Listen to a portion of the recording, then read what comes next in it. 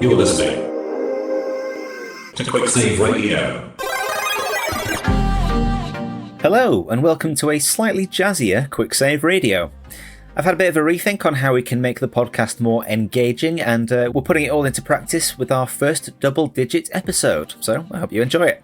I'm your host, as always, Joshua Boyles, and I'm joined by Owen Connolly. Hello.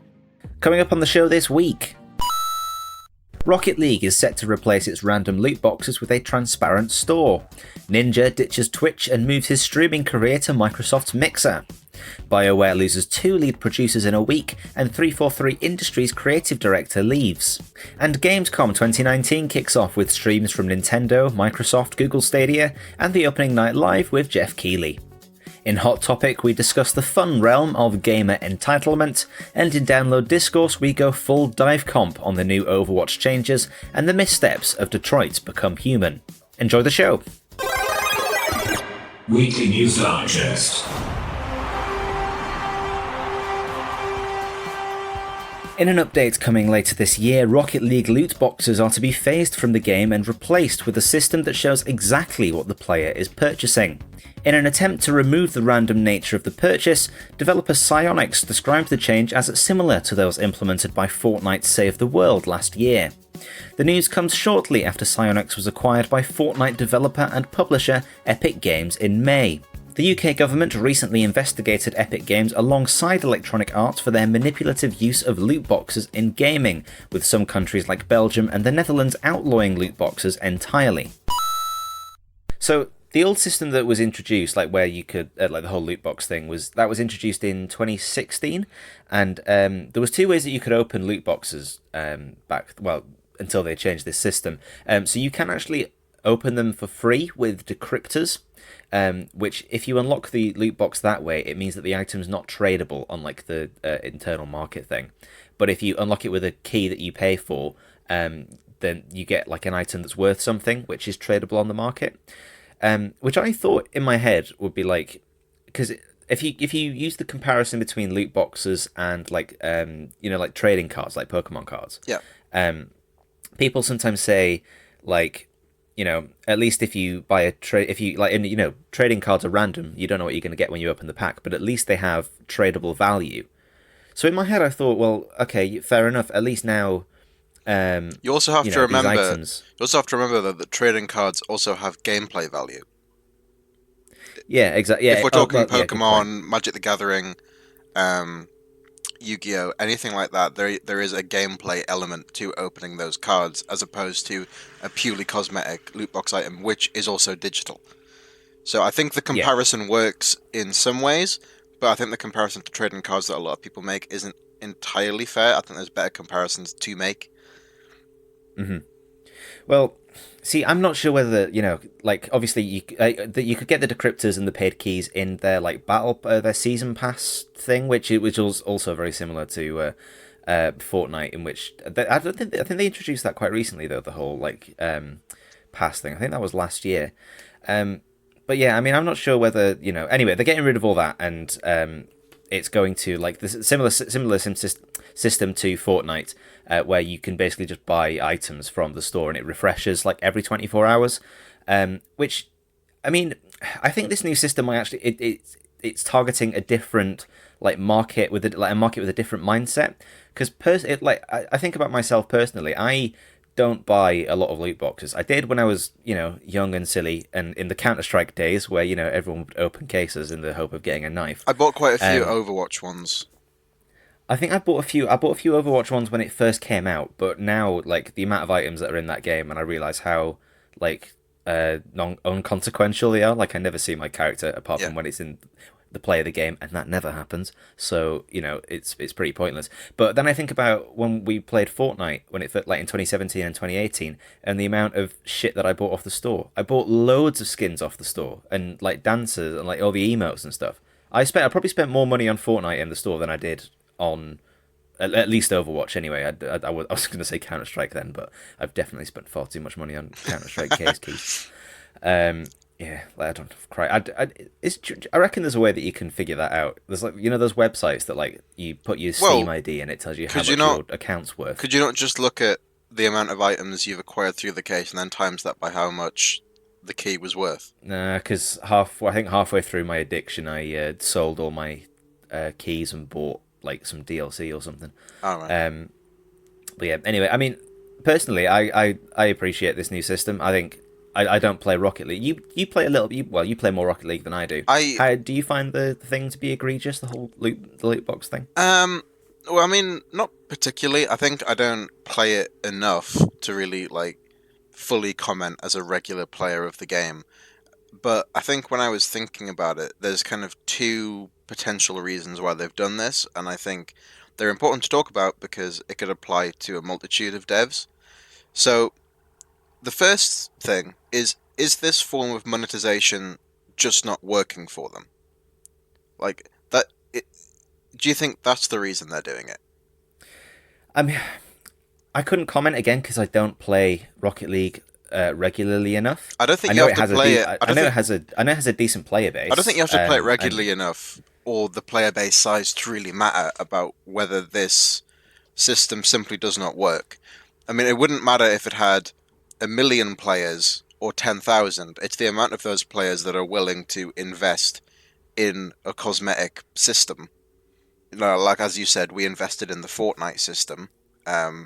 Much more readily. It also depends on. I mean, the reason I said like I can't really comment is because I genuinely don't know what sort of items you get in this and how they are quite good. Like they're definitely good? Okay. They're definitely high quality, much higher quality than certain like other games that have had loot box snafus recently, such as Apex. Like the Apex items, I think that whole story that's been going on, one of the main problems is the actual items themselves are pretty low quality, whereas the Rocket League tracker on your the Rocket League items the Rocket League items are like full on new cars and really nicely designed stuff and licensed stuff.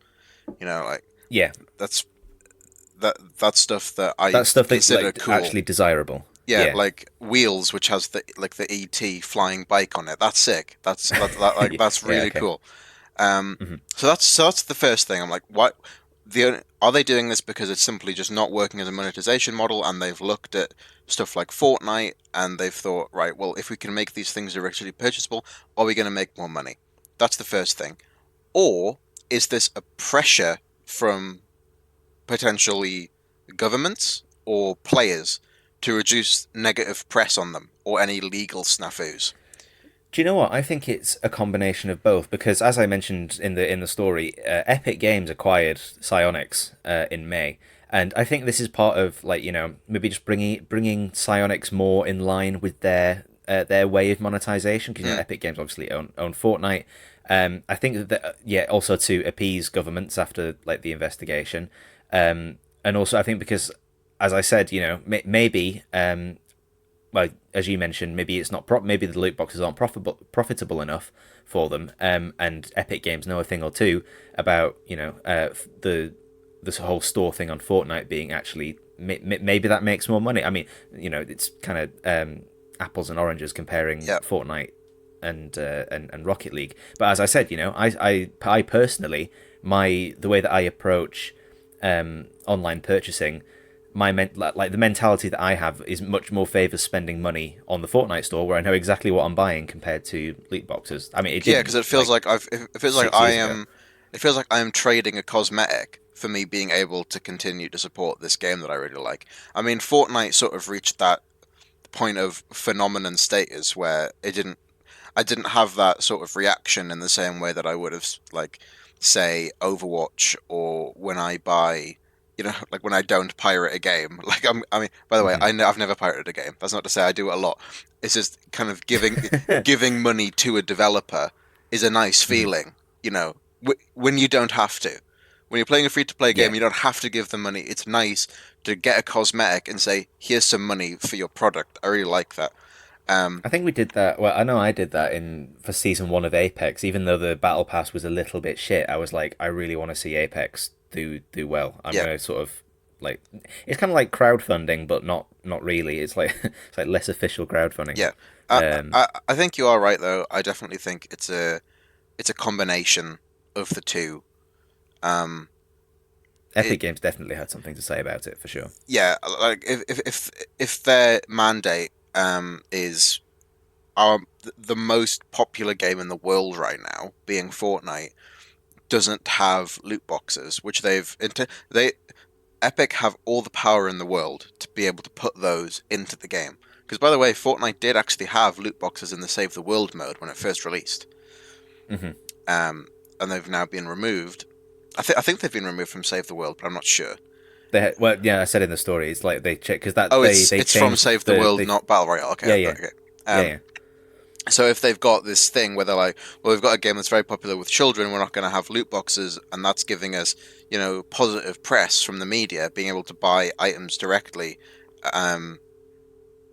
It wouldn't make sense for them to acquire Psionics and just let them do loot boxes as well, because it sets up the whole news story of Epic will do it here. Say they're fully against loot boxes in this game, but in this game they're allowing them to get them some sideline money. Like, I think that like you say, they're trying to get their devs in line, and I think there's nothing. Sort of bring it up to their standard. And honestly, I don't think there's anything wrong with that. Like, I think Epic, when it comes to the store, like when it comes to the Epic Games Store, there's a lot that could be fixed, and their acquisitions have been quite egregious, I'd say. I mean, they don't bother me so much, but they have been quite egregious, and people have sort of a negative opinion of them at the moment.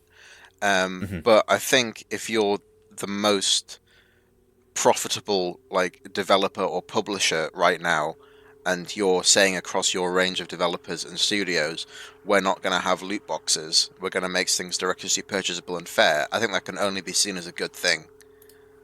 I see this as an absolute win. The fuck you say to me, you little shit?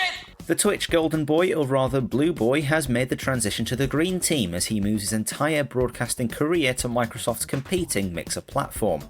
Tyler Ninja Blevins has been one of Twitch's top streamers since Fortnite came to popularity in 2017, with over 13 million followers and an estimated monthly income of $500,000. The exclusivity deal with Mixer is likely to encourage more viewers to start using Microsoft's competing platform, which has struggled in the past to compete with Twitch and YouTube streaming. In the 2 weeks since the move, Ninja has amassed over 1.7 million followers and claims that it's the same me, just a different platform. So where do we want to start with this one? Do we want to talk about, the nature of Twitch in the sort of state of Twitch after Ninja's left it? I think that's running up to his departure and afterwards as well. I think that's definitely a good place to start, because Ninja leaving Twitch is the story itself, but that's sort of kicked off a whole other thing. It also sort of not whistle-blew, but sort of brought more attention to issues that have been going on for a while. The whole Alinity stuff with, animal abuse banned and the sort of Twitch staff being very sort of biased towards their big boys and not sort of necessarily being kind of a bit sort of grey in their TOS, and sort of that not applying everything fairly to all streamers. And what I consider the worst sin, very, very poor transparency and also the toxicity of the platform, because I distinctly remember, shortly before the departure, I think I don't know if Ninja always has his chat on sub only mode, but there was something about him just getting really sort of down about he'd think about streaming and he was like, I just don't want to do it, because if you look at the chat, there's just so much toxic shite in there that I remember that being the thing that was getting him down before the move. He attracts a specific. He does attract a specific user base, a specific age, and you have to remember that as well. He had a very, very immature chat, and I think that as we heard from the the intro soundbite of this of this news story, there's it's very complex. I think we need to kind of keep it within talking about Ninja here, because talking about Twitch culture as a whole, Twitch is such a phenomenon, not just in that could be a hot topic for next week. Yeah, not just in the size of the website itself, but Twitch culture is such an interesting topic in so many ways, because I'm a victim of it. I think we're victims of it ourselves, where if something happens in day-to-day life outside that's cool, I say pog. And I hate myself for it. right? It Yeah, really I bothers think me. I said it at the dinner table the other week, and my mum was just like, and I've started sending like in the family group chats and stuff. Instead, you can't put emotes and stuff in Yeah. Facebook group chats. So I've started sending like poggers gifs and stuff, Oh. or Omega Lil gifs. I'm like, oh Christ, it's seeping in. Yeah. I It's the think. ultimate echo chamber. I mean, it's an echo chamber, but to an extent, I think it's funny, you know. But I think a lot of people, especially people who are younger, people who are teenagers now, Twitch to them is what YouTube was to us. And I think Hmm. I see a lot of parallels between um, YouTube community and comment sections and how YouTube is engaged with their fans and Twitch. The problem with Twitch is that it's live and Hmm. you can't damage control live. And trying to keep up an appearance and trying to stay motivated while live it's difficult. Unless you got a full production team like Ninja does. Yes. It's very difficult to keep on top. But I'll say there was the whole thing after he left as well. So Twitch turned his old Twitch page. They de-verified him, like obviously, but then turned his Twitch page to like a recommendation page for like if you still want to watch Fortnite. All these other streamers are also playing Fortnite. Go and watch them. So Yes. it's like an advertisement page, Which is and then there was the completely. whole. And I think the important thing to mention about that is you might think that's just a normal act. It's if you've got your golden boy and he's transitioning to Mixer, I think the professional thing to do would be, you know, we understand that you're doing this. We're gonna, but I mean, you are the reason that many people have come to Twitch and you know are making us a lot of money. We'll keep your verified status until you make the move. No, it was instantly gone. Yeah. And there's a lot of I think that's very immature.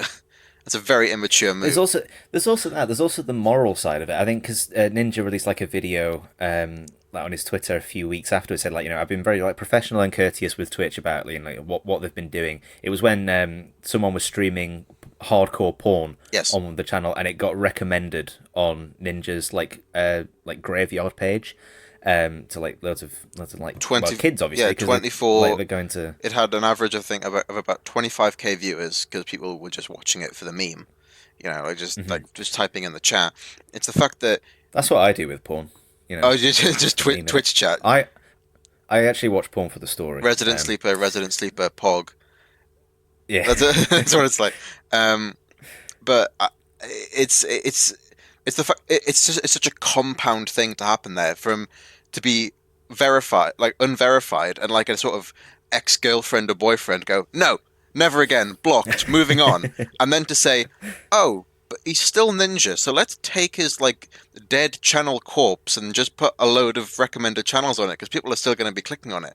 It's so weird, and that's so like I was going to cheeky. say like Ninja addressed like the whole moral thing of like, you know, he's worked for years to build up his sort of online presence, and yes, I know like Twitch obviously have some sort of right because they provide the tools that allowed him to do that. But what is like, you know, how much of it is, you know, Ninja, like, you know, he's built up this career for himself, and then just because he's moved to a different platform, Twitch then get the right to use that clout to then like, you know, promote themselves. You can't get too obsessed with like I mean that's common across all the world of business and life itself, of people saying if it wasn't for this, or if it wasn't for me, if it wasn't for this person, you wouldn't have this position. And I'm like, I don't think that really applies. I think people need to start doing that less. We need to look at, you know, how much work was put in on either one side. Like, sure, YouTube, if I was a successful YouTuber who made animations and I'm spending 8 hours a day creating animations, true, YouTube is the one who's giving me the platform to share my animations, but I don't answer to them. You know, I'm not the reason. They're not the reason I exist. I mean, technically they are, but can you see the point I'm making here? It's like I feel like some companies get very obsessed with that fact. There's sort of an entitlement there that worries me a bit. I think the last thing I'll bring up with this Ninja thing, personally, is I do like Ninja. I don't watch his streams, but I like his personality. not when he's streaming, of course. I think it's a bit too loud and saying the word "let's go" every 2 seconds. But I do like what he does. I feel like he's quite humble about the money that he makes. He does donate a lot to charity. At least that's what I thought until he moved to Mixer. I'm wondering why he feels the need to make this change when he's in the position that he's in. Well, that's why I mentioned the sort of stuff about the whole toxicity of Twitch, and I think that again, looking at the state of Twitch, the whole sort of controversy about them being very grey about their TOS and like the transparent, that's the word I'm looking for, and applying their TOS. Twitch is they're in hot water at the minute, and I think if we look at the Mixer stuff, if you ignore the paycheck that they will have given him, it's rumored. Mixer's actually the rumor is that it was $10 million. Well, when he's bringing in $500,000 a month, I don't think that's actually that high, to be honest. Because he, if you wanted to, he could make that in a couple. I think it was like a 3-year exclusivity thing. I think that's also a rumor. But if think 3 years, that's like he could make that if just staying on Twitch. There'll be other elements to the clause as well that we're not seeing. Yeah. Of course there will. But yeah, I mean, if you looking at Mixer, I remember Mixer from back during the Beam days, because Beam was like, it used to be its own sort of up and coming streaming service, and then Microsoft got wind of it and bought it up, and now it's everywhere. Apparently if you log on to like your Xbox and you load up a game, it's like, do you want to watch other people play this game on Mixer? And it's on the Xbox One. Fuck's heard of Mixer? It's on the Xbox One home screen. It's like Mixer. Yeah, exactly. Mixer. I've looked at Mixer again recently, and I think it might be the best place to go now if you're an up-and-coming streamer. Absolutely, it's got some genuinely cool features. I mean, they were one of the first platforms to introduce low latency. That was back during the Beam days. I remember that was revolutionary. Where there's Twitch has it now, where it's like there's only a few seconds delay. But I think Beam and Mixer were like the first ones to do that. The interactivity stuff is sort of a little bit alien to me. I'm not quite sure how that stuff works. I would like it, but I think that stuff I'd be okay with, and I don't know if you can or not because I've not streamed on Mixer myself. But if you could, sort of alter the settings of it, because the amount of options you get Sparks. It's very overwhelming, isn't it? They're called Sparks. Mm-hmm. Sparks like bits, are essentially bits, but Sparks existed before bits. Bits came from Sparks, and Sparks just do things on streams. And to me, it seems a bit, I don't know, it seems very gimmicky. I don't know if there's an option for a streamer to like change those, or just get rid of them completely, or modify them to how they want. If they did, I think that would be much better. I think they can. I think they can. That would be good. At least Microsoft are experimenting with new stuff. Because Twitch has. When was the last time? When Twitch is sort of doing stuff like the co-op streams and all that sort of stuff. But streaming tech is it seems to be advancing quite slowly, and at least Microsoft are trying new shit. There's also a really cool leveling system. So if you watch a streamer for a certain amount of time, you level up. So that kind of gets rid of people that come in and lurk. And never really say anything, but that's fine. You interact with the stream how you will, but the amount of time that you watch actually levels up your account with that streamer and gets you certain benefits and stuff. So that's a really nice way of building up a community that's much more sort of hands-on than the way Twitch does it, I think.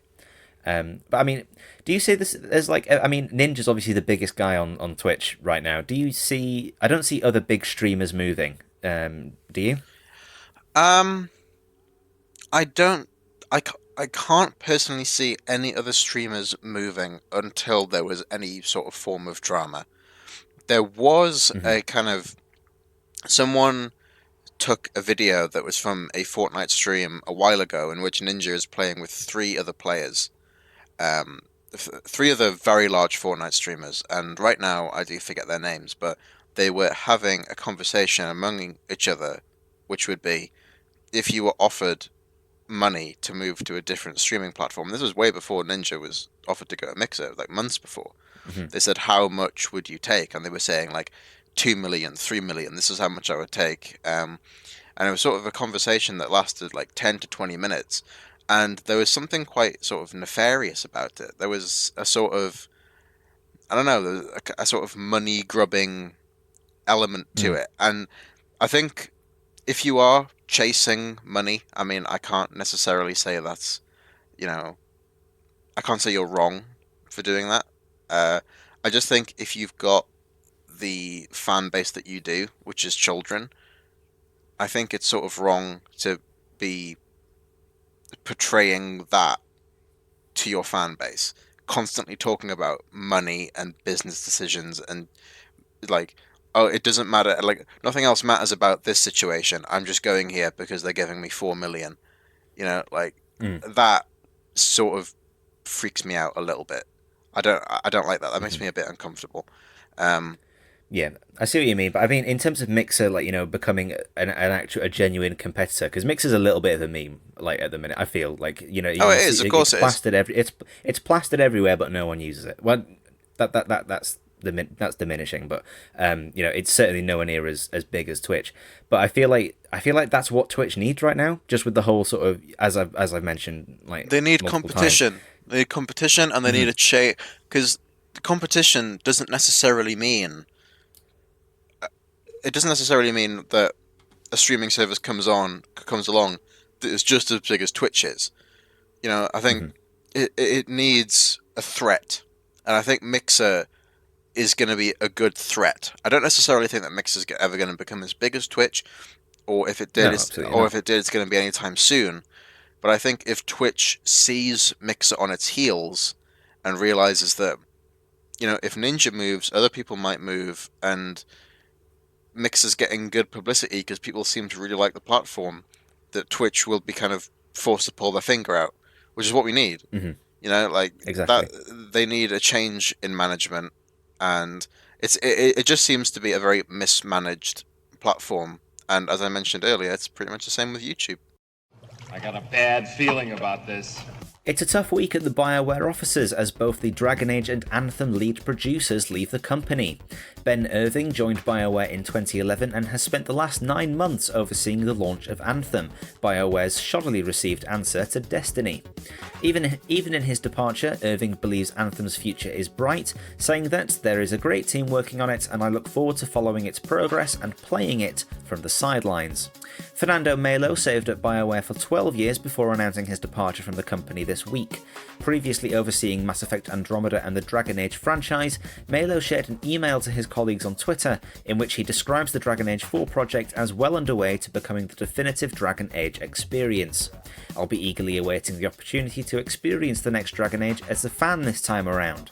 The reason for the two departures are, as of yet, unclear. Tim Longo, creative director of Halo Infinite, has left 343 Industries this week, according to a report from Kotaku. Kotaku reported that Longo was moved to a new role a few weeks prior to his departure.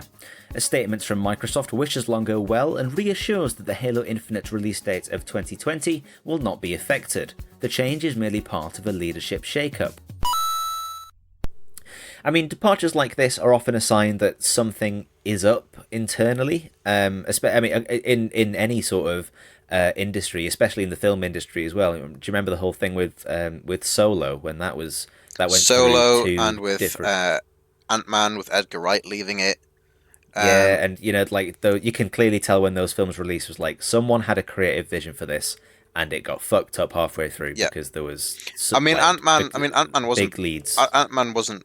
It wasn't bad, but I think that wasn't as it wasn't as nowhere near as egregious. Edgar Wright it was nowhere near as egregious as other things. I think the main one to talk about here is the fact that it's Bioware, and when Andromeda was being developed, those stories of like people internally saying, "Oh, I'm leaving this project," and like I think the leader of Bioware during Andromeda's development was left, didn't he? I'm pretty sure. Yeah. I'm pretty sure that was a story as well. Yeah. Yeah. So I mean, it's a bad sign. It's a bad sign, especially seeing as that was BioWare as well. I mean, that's very unfortunate. It also links into the whole Kotaku expose report from. I think it was this year, like earlier this year, the whole thing with Anthem. Yeah, that was like the horrendous working conditions that was going on there. That was like essentially confirmed, but I feel like this is just further confirming just how bad that that entire snafu was. It does make me very concerned. I mean, I was concerned about the next Dragon Age anyway, because there's rumors that it's going to be live service, and that just makes me really... Ooh. That makes me stressed, like above I mean, all I've been belief. worried about Dragon Age, even just since, well, when was the last time that Bioware released a decent? Well, I mean, Anthem's a train wreck.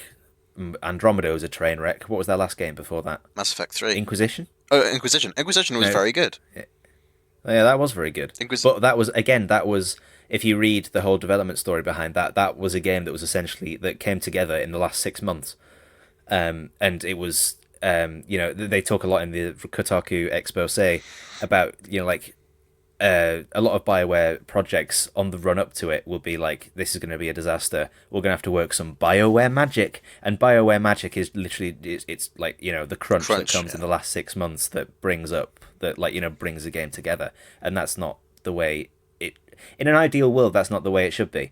I mean, there's crunch. As I've said multiple times before in the past, dev studios are often very closed off, and no one really knows. I mean, obviously it's different for every studio, but no one really knows how video games are made, and that's, as we'll get into on the hot topic, something that feeds into that whole, the whole gamer entitlement. Like that, all that sort of stuff.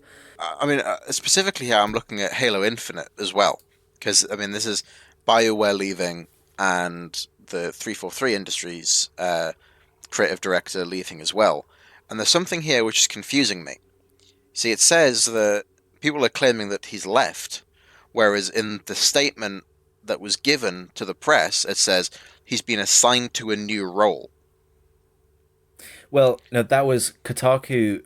Kotaku reported that Longo was moved to a new role a few weeks prior to his departure. So maybe he got moved to a different area. He didn't like it, and he took his bat home. Okay. So internally, that was part of a leadership shakeup. That says to me that he was moved to a role, maybe because they weren't happy with him in a position of a role, and he was saying, "This is bullshit. I'm leaving." I think that's all speculation. That is speculation. Again, of course, as I said, I mean, game studios are very closed off, just as businesses are. We don't really see we just see what we're looking at it from the outside in, and it's very difficult to sort of figure out what's going on. Rightfully so, because Well, we never know until that's how they work. We never know until the expose comes out. I think. Yeah, exactly. Or the game releases and it's trash. I mean, you say that, but I think one of the main takeaways I have from this story, aside from the concern it gives me for Dragon Age, because when I heard this story, people kind of seemed surprised, like, "Oh my god, the BioWare lead's left," and I'm like, "Of course he has. Did you not see Anthem?" Yeah. Like, I'm surprised the office didn't explode. Like, I mean, that genuinely wouldn't have surprised me. The thing that gets me about this is the fact that they're still working on Anthem. Yeah, I mean, this seems like the nail in the coffin. I mean, looking at it from the outside in, it appears that Anthem is pretty much dead in the water. I mean, what is the player count of Anthem right 200. now? I would hazard a guess that is it actually 200? Yeah, it's 200.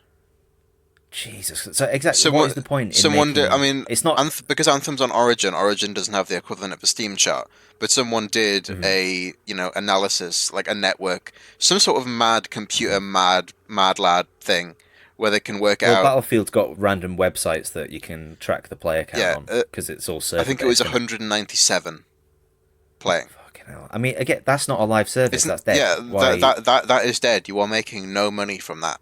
I mean, the only money you're making are the people who's already bought the game.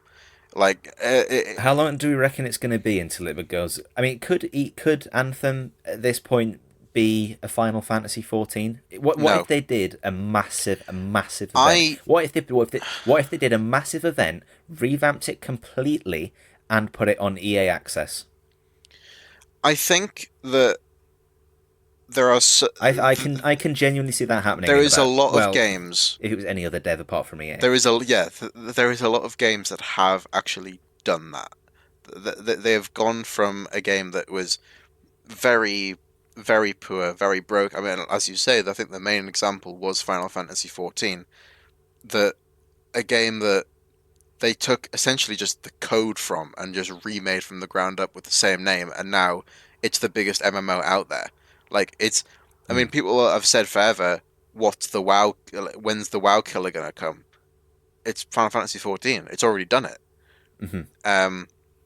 So I think there could be.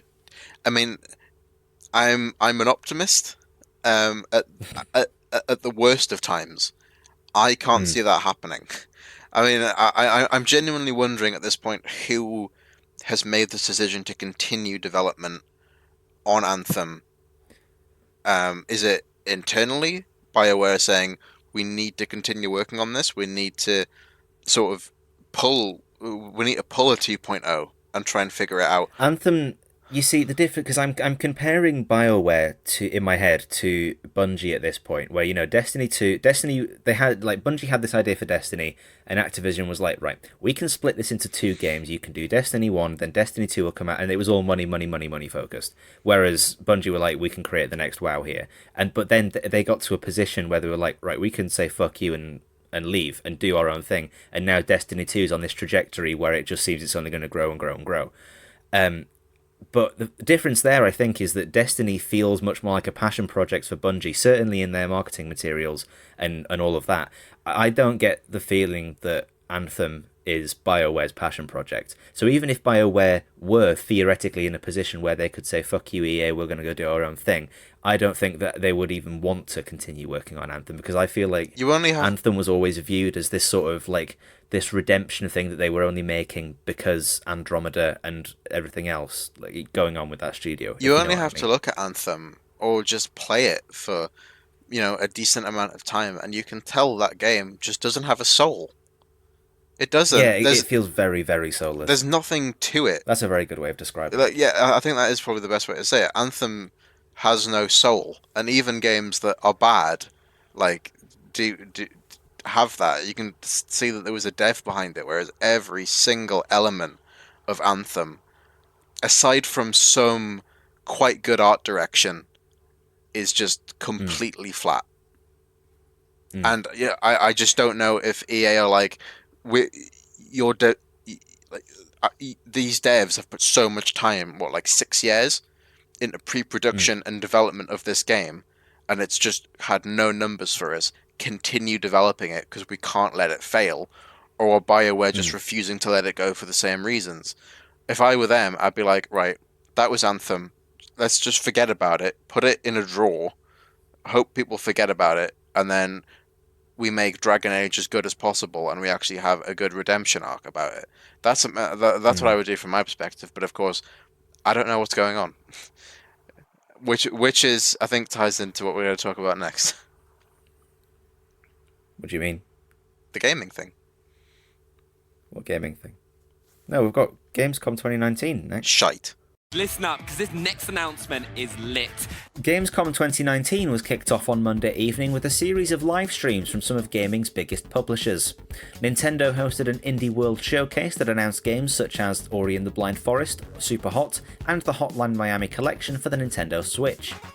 Inside Xbox dove deep on Destiny 2 Shadowkeep, Ghost Recon Breakpoint and Greedfall, while stopping only to indulge in half an hour of Gears 5 Horde mode gameplay and discussion. Google Stadia revealed a smattering of upcoming titles that will be supported on Stadia, including Cyberpunk 2077, Watch Dogs Legion, and Borderlands 3. Orcs Must Die 3 also received an announcement as a Stadia exclusive, a first for the platform. The longest show of the night, Opening Night Live, was hosted by the Game Awards' Jeff Keighley and was packed full of announcement trailers and gameplay. Among the highlights were a sequel to the 2001 classic Komachi game, Kerbal Space Program 2, an RTS shooter hybrid from Halo co-creator named Disintegration, and Erica, a live-action narrative that is available on the PlayStation Store right now. The night was rounded off with an appearance from Hideo Kojima, who presented 2 new story cinematics from Death Stranding, along with a short gameplay demo in which Norman Reedus urinates and Jeff Keighley cameos as a hologram. Right, where do we want to start with Gamescom? Do we want to talk about the fact that Microsoft lied? Yeah. Let's start with that and then go down the list. Someone and two separate websites. I think it was... Actually, no. Fuck it. I'm not even mentioning the Xbox website. I'm talking about IGN, right? IGN are literally sponsoring Gamescom got the time of the Xbox conference wrong on their own website. I wonder if they, because so me and Owen tuned in for this. We checked on like well, I follow Julia Hardy on Instagram, and all of her like stories were like tune in at 5 p.m. GMT, 5 GM BST, and I was like, okay. And then I checked, like the IGN website, the Microsoft thing. It was like everything said it's going to start at 5 p.m. BST. Or so we tune in at 5 p.m. BST, or it said 4 p.m. GMT, which is 1 hour before BST. So it was like, yeah, exactly. So it's 5 p.m. Yeah. So yeah, we tuned in at 5 p.m. and we tuned in like halfway through. What's that? The Surge 2 gameplay trailer, and I'm like, oh shit, this like. I'm looking at my watch, like it's 1 minute past 5. They must have like kicked off like a sizzle reel or something. Or they've overrun the pre-show. Yeah, and then I was like, but there's tweets here that said like, they have like the tweet ticker in the bottom that says like #greedful, loving what I'm seeing, all that sort of. I'm like, the fuck, like, is that from the pre-show as well? And then they were on Gears of War for half an hour, and then it ended. I was like, we definitely missed something. And then I went back yesterday and checked it, and I was like, yeah, it's an entire hour that we missed because it started at 4, not 5. So I'd love to talk about Microsoft, but I'm not going back and watching that whole hour that I missed because Microsoft lied about what time it was starting. I mean, they didn't. They didn't necessarily show anything new in that hour. So maybe it was fate that we missed it.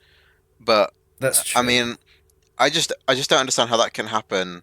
I mean, I can understand one website doing it and being like, sorry, but like 2 websites doing it, like maybe see, I'd like to say maybe like they realized that they had too much and just started early, but no, because they had like a day and a half of pre-prep. Because I was, like follow Julia Hardy on Instagram, and all her Instagram stories are like, oh, I've got the script, it's all secret, and and like we've had dress rehearsals today. Maybe well, you obviously knew how long it was going to be. Maybe she wasn't in the first half. Maybe she only came on at 5. And was like to all of her Instagram users, if you want to watch me, and of course you only do want to watch me, tune in at 5. Forget the fucking hour before it. Maybe that's what it was. Yeah, good point. But I think aside from our, I mean, we watched Gamescom specifically to prepare for this. So aside from our snafu of completely failing to report on the news, let's actually go down the list of stuff they announced. So the Indie World Showcase I didn't watch, I just saw the highlights of it. Ori and the Blind Forest on Switch, that's awesome. We've said it in a lot of podcasts in the past. I'm not going to buy it again. The fact that it's coming to Switch users is fucking awesome. A Metroidvania like that has the story that it does, perfect fit for that market, and I can't wait for new people to be able to experience that game on Switch. I hope it's really pretty. Absolutely. I hope it's pretty as well. I hope it stays pretty. Mm-hmm. Well, it's it looks gorgeous on PC. So I mean, depending on Switch performance and stuff, it should. You'll have a good time with it on Switch. Oh, of course, yeah. If you have a Switch and you've not played Warrior in the Blind Forest, I think it's actually a good place to buy it. Super Hot is coming to Switch, which is cool. I mean, for the same reason, if you've not played Super Hot, play it on Switch. I do think it's better with a mouse because you can do like much cooler shit. And if you've got VR, I think it's better with a VR headset. Definitely play it in VR because it's the best VR game. I mean, I think so. I mean, Beat Saber's good, Josh, but I think Super Hot's better. I'm gonna have to end this podcast here because you've just no, I can't deal with that. Super Hot's good. I mean, it's fantastic. I mentioned Super Hot because we haven't got it in the list here, but later on in the day they announced was it a sequel to Super Hot? I think it was it was like a roguelike endless mode, wasn't it? Something like that, yeah. So they announced basically a sequel to Super Hot as well, which I think will also be ported to Switch. So if you get the normal Super Hot on Switch, that'll be coming to it as well. Can't recommend Super Hot. More than likely. Can't recommend it enough. The most innovative shooter I've played in years. You have to say that. Oh, apparently so. Yeah. And Hotline Miami. I've not played Hotline Miami. I heard the second one wasn't very good, but apparently the first one is absolutely insane. It's solid as nails. It's solid, but that's the point. It's like it's like do the same level 100 times, die in 1 second, and then once you finally do it, you look at your replay and think, why am I a god? Like, yeah, I mean that's a similar fantasy to Super Hot as well, but that's easier because it's not easy. It's a different gameplay mechanic. Yeah, like you watch it back and it's like, fuck me, I am John watching Wick. it back in real time. Yeah, There was a good thing in Super Meat Boy as well, where you finish the level, a level that you would literally die 500 times on, and you'd watch the replay, and then it showed the ghosts of every other death. So it would just show all of these Meat Boys just exploding across the stage, and then just your one in the middle who finally makes it. I love stuff like that. So I do recommend Hotline Miami Collection. Not recommended if you're easily disturbed, because there's like audio, there's kind of audio tricks they do and imagery that is genuinely just freaky in that game, and it's got that sort of 80s vaporwave thing going on. It's quite a creepy game, but if you're not disturbed easily by stuff like that, it's definitely worth a play. So that's really all Nintendo showed, but it was just an indie showcase.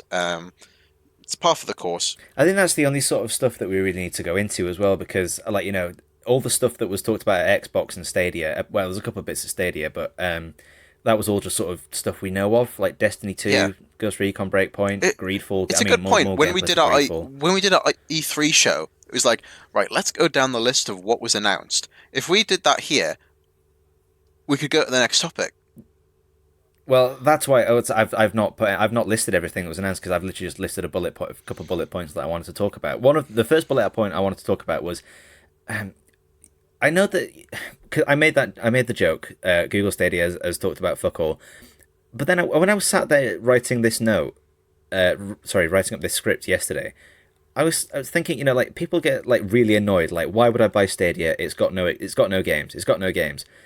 I don't think that's. I think that gamers are just getting angry about something because they can get angry. Because exclusivity is shit. What? Yeah, that's exactly what I was thinking. I was like, I bought a PS4 because I wanted to play the exclusives. And you didn't want to do it.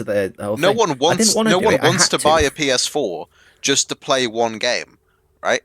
Why are we annoyed that Stadia doesn't have exclusives? What's that? What is that term? Investment syndrome.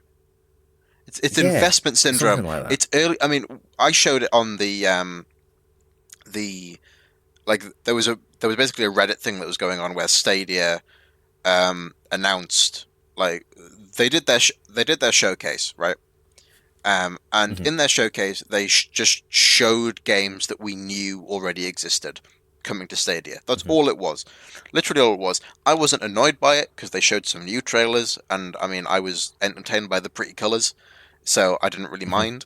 But the Stadia subreddit was absolutely on. I mean, obviously Reddit is not the, you know, arc of knowledge and maturity, but the Stadia subreddit was on fire because everyone was like, we've invested in this product that's meant to be the sort of future of gaming, and sort of melodramatically saying, oh, you got no games, there's no reason for us to buy this, no reason for us to buy this. And I'm like, the only reason you're angry right now is because you've invested in it. This is your fault. Also, I think people are sort of misunderstanding. I mean, maybe this is just me misunderstanding the way that Stadia is meant to be, because in my head, I don't see Stadia as being, this is the only thing I'm going to play on now. To me, Stadia is an accessory to what I play on right now. I mean, in an ideal world, this is what I would use Stadia for. If it was as open and as cross-platform as it says it wants to be, if I was playing, say, The Division 2, and I had some dailies that I wanted to do, and I was on a bus or a train, I could use Stadia to play it like that. You know what I mean? Yeah, like, that's really... To me, Stadia would not be what I would play, like, solely. It would be an accessory that I would use when I need it. That would be excellent. The problem I have... Exactly. I mean, that's not the way Stadia is built. It's not the way it's built, and it's not the way that it's going to work. I mean, while we were watching that conference as well, there was stuff going on which was like, oh, they're porting this fighting game to it. I'm like, you cannot play a fighting game on Stadia. I don't care. Yeah. I do not care how good you make the input lag. On a streaming service, you cannot play a fighting game. That is that. A frame is the difference between, like, when your inputs rely on, like, the difference of one or two frames, that amount of I know you've not lag played is just not many viable. fighting games, but frames aren't just like simple animations. Frames are what the game is built on. You need to know how many frames your move has, because if it has too many, you can be defeated. You know, when you play Dragon Ball Fighter Z, there's a really cool system where at the top of the screen when you enter a match, it says, "This is what this match's frame lag is," and then so you know which moves would not work in that online match. That's the extent these games go to make stuff fair. And if we're talking playing it on a streaming service, that's just mental. I just don't see. I mean, they're putting it on there because they can, but yeah, exactly. No one's gonna play. I mean, that. Again, I think the whole thing was just sort of Stadia. It was like a half an hour thing. It was just, and the impression I got from it coming out, I was like, well, I'm no more interested than I was before, and I'm no less interested because Stadia still seems to be going down this path where it doesn't really understand its audience, and it's I don't know. It seems like it's beating the wrong tree. Yeah, I watched new trailers for stuff, and the trailers looked quite good.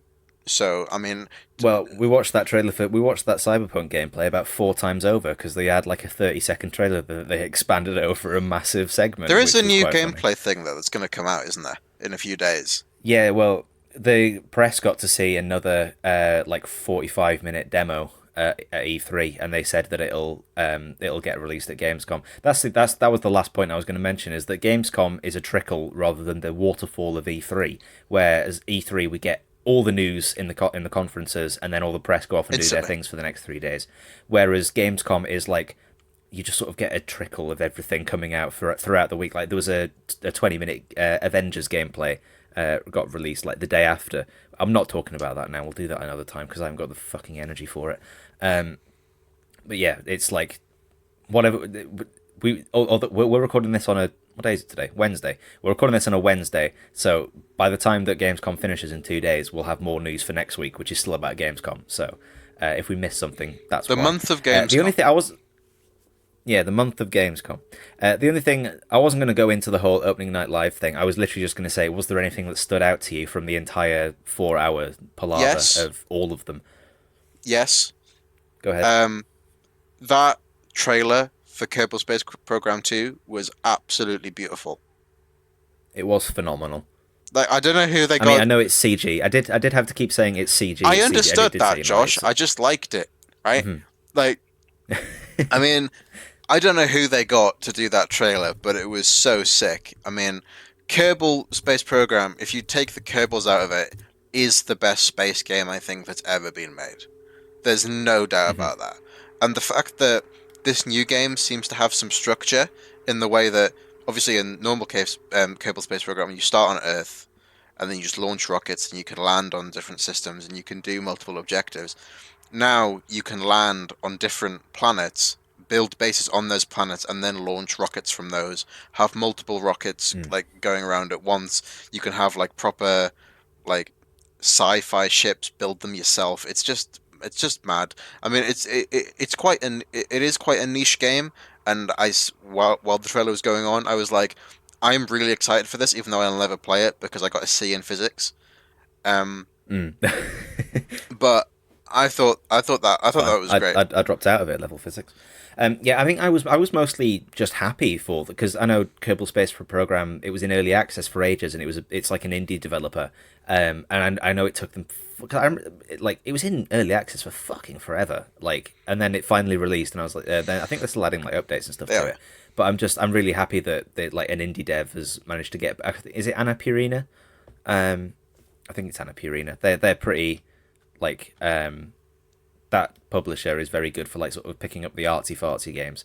It's not that's a technical term. Artsy fartsy.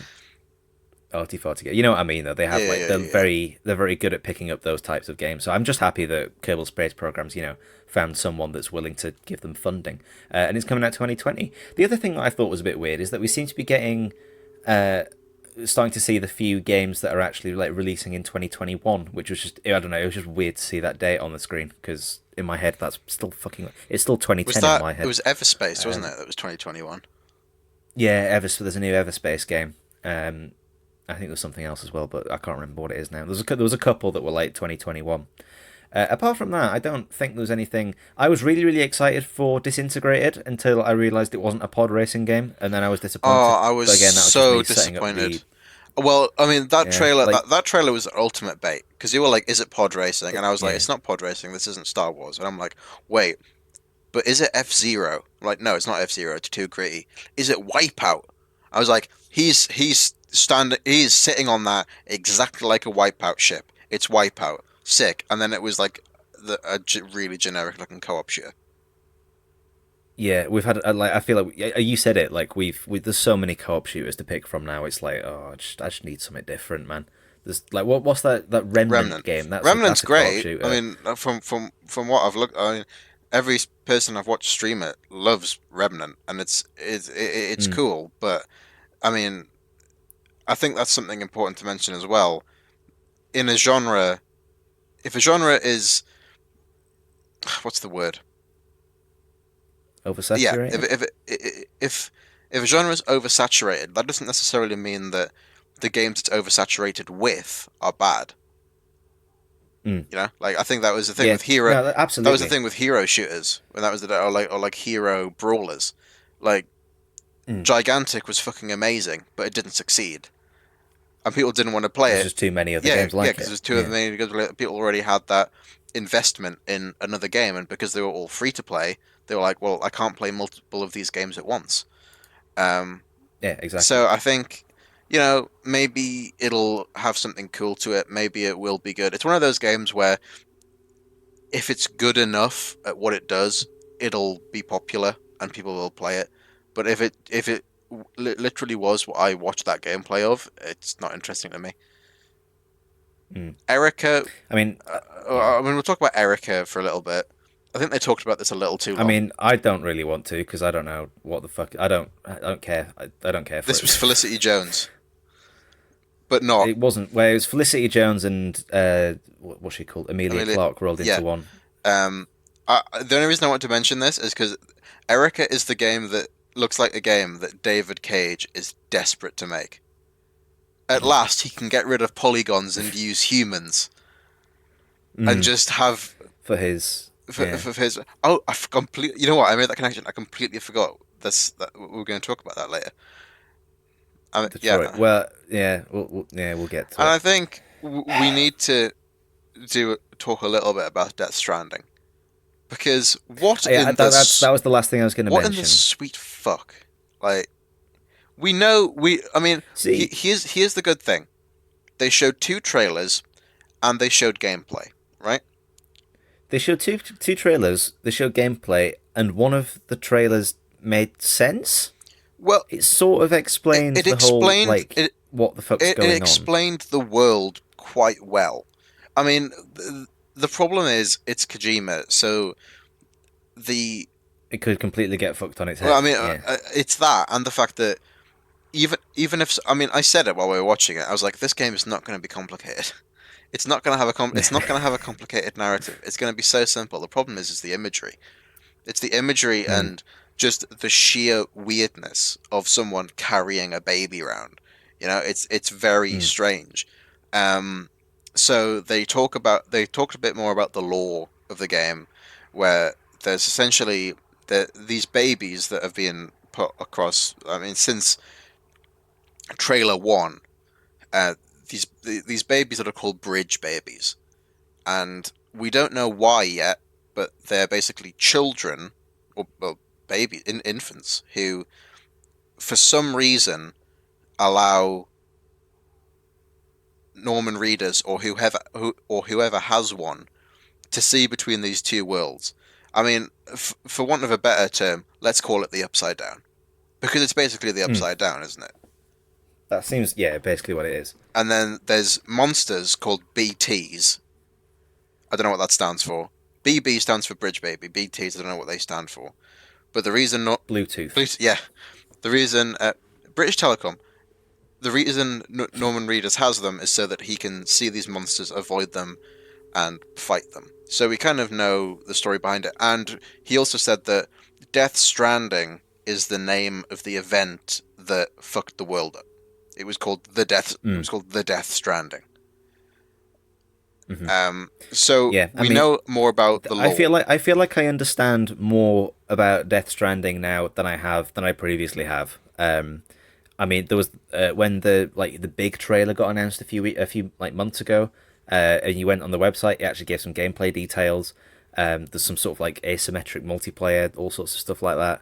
I mean, it still looks nice. I mean, some of it's, I feel like some of it's a bit gimmicky. Like the gameplay is a bit gimmicky. Like the whole having taken a piss thing. Like I'm getting some very Metal Gear Solid 5 because that had a lot for all the emergent gameplay that it brought. A lot of it was gimmicky. That's the sort of stuff that he likes, though, isn't it? Yeah, when I was true. watching it, I think the thing that really concerned me was, like you say, with these gimmicky gameplay things and the way he got his ladder out and climbed the mountain. I just know there's going to be like a 5-hour long gameplay analysis video, which is like how Death Stranding completely changed open world traversal and storytelling in video gaming, and why Hideo Kojima is a god of all mankind, and we should bow down to him and kiss his fucking toes. Like, it just makes me really like all the people at the front were with all their fucking phones. Oh, that was insane! It was like, I mean, me and Josh have been watching The Boys recently. It was like that Christian rock concert. Like, people just got out of their seats and were just filming Kojima on their phones. Like, we get it. You're next to Kojima. We understand. Like, he's on a catwalk, which, by the way, he was the only one allowed to use. Yeah. Me and Owen were taking the piss. Well, we were just genuinely annoyed at some of the staging. Like, we haven't got any sort of degree or any sort of qualification in stage management and, you know, like stage design, but like surely people can think of it was almost as bad as the PC Gamer show from E3, but not quite. I think just two people standing facing each other having a conversation and not acknowledging the audience in any way, shape or form. Get some fucking sofas on that. Do you know what I think they should do? I think they should just have like a Muse gig, just put them in the center and then just put them on a sort of lazy Susan that just slowly rotates. At least then you'd be facing the audience at some point. Yeah, that would have been superior. But for this, they put Kojima right in the middle so that he could, you know, talk to everyone. I mean, I don't know if Kojima just didn't understand that the translator wasn't finished his sentence yet, but he just kept interrupting his own translator. I think that was because maybe the translator was like, because I feel like Kojima's very particular about his words, and maybe the translator was mistranslating some things, and he was just like correcting some stuff. I think that's just the case. He said because he said crunch time, didn't he, for development, and then he didn't mean that. There was some weird translation hiccups. I think the last, but yeah, overall, I think. Go on, you one last thing. Yeah, I mean, I think it's gimmicky. I think he's definitely holding cards very close to his chest. I really hope that the game does come out and just absolutely. I mean, I'm looking forward to set pieces. That's what I'm looking forward to. I want a fucking insane set piece, like those World War I tanks that have like the worms in them and stuff. Like, I just want crazy ass set pieces to happen and really cool battle scenes that you can interact with, and some like genuinely emergent gameplay, like in the stealth sections. I'm really looking forward to that. I think that looks really cool. I think what interests me most is that it is for all its open world survival like bollocks. It does feel like it's one of the few games that is at least trying something a bit new. Like a lot of games that release feel like they're just sort of going by the books, and this definitely doesn't feel like that. I feel like from what I've heard of the story, it might be a little bit on the nose with its politics, but apart from that, I think I'm very excited, and we haven't got that long to wait. It's like November, isn't it? Well, I mean, all Kojima games are on the nose with politics, but they also do. I mean, they're on the nose with politics, but then they also do say some interesting things with politics as well. We can only hope. Yeah, I think the last thing to mention is just how it started off being cute. It's so awkward now, the relationship between Jeff Keighley and Hideo Kojima. It's really kind of disturbing me at this point. It's wrong. Well, he's in the game now, so that's all he's ever wanted. He's made it. I don't even want to think about what that interaction was like. Like you were saying, like, do you think his translator turns up to their dates when he takes him for cute lunches? Yeah, they're in a sort of French bistro together, staring love between his eyes, and then the translator's just on the other edge of the table. with the microphone. I think that's a joke from Friends. Is that a joke from Friends? I've never seen it. Oh, I've never seen Friends, so it's my joke. Dab. I'm pretty sure there's a joke. It might not even be Friends. It might just be some shit comedy where I think it is Friends. I don't know. There's 10 seasons of Friends. I can't remember every fucking joke. Whatever. Anyway, that was Gamescom. It was a little bit boring, but yeah, whatever. There was some alright stuff in there, I guess. Hot topic. In an age where the consumer is always right and the internet gives almost all consumers a voice, to what extent should developers bend to player demands? So I should mention that this topic was inspired by a fantastic feature written by Kirk McKean on VG247, where he took a big sort of look at this topic. And it's something that I think I've been sort of annoyed by for a while, and I think you have as well. And we mentioned it last night, I think, watching Gamescom, or well, the other night, whenever it was, because we see it all the time, especially EA at E3, when you see those trailers and they absolutely suck off the community all the time. And Phil Spencer's kind of guilty of this as well. You remember at E3 when he's talking about like gamers specifically have like the power to change the world and shit like that. And it's like raising gamers on this pedestal of like, you are what's important. How can we serve you? And especially like that's really dangerous for definitely the mentality of what this sort of culture has. It's already pretty entitled. But yeah, I mean, like, where do you want to go with this? Well, I think the important thing to mention is that there is actually entitlement on both sides.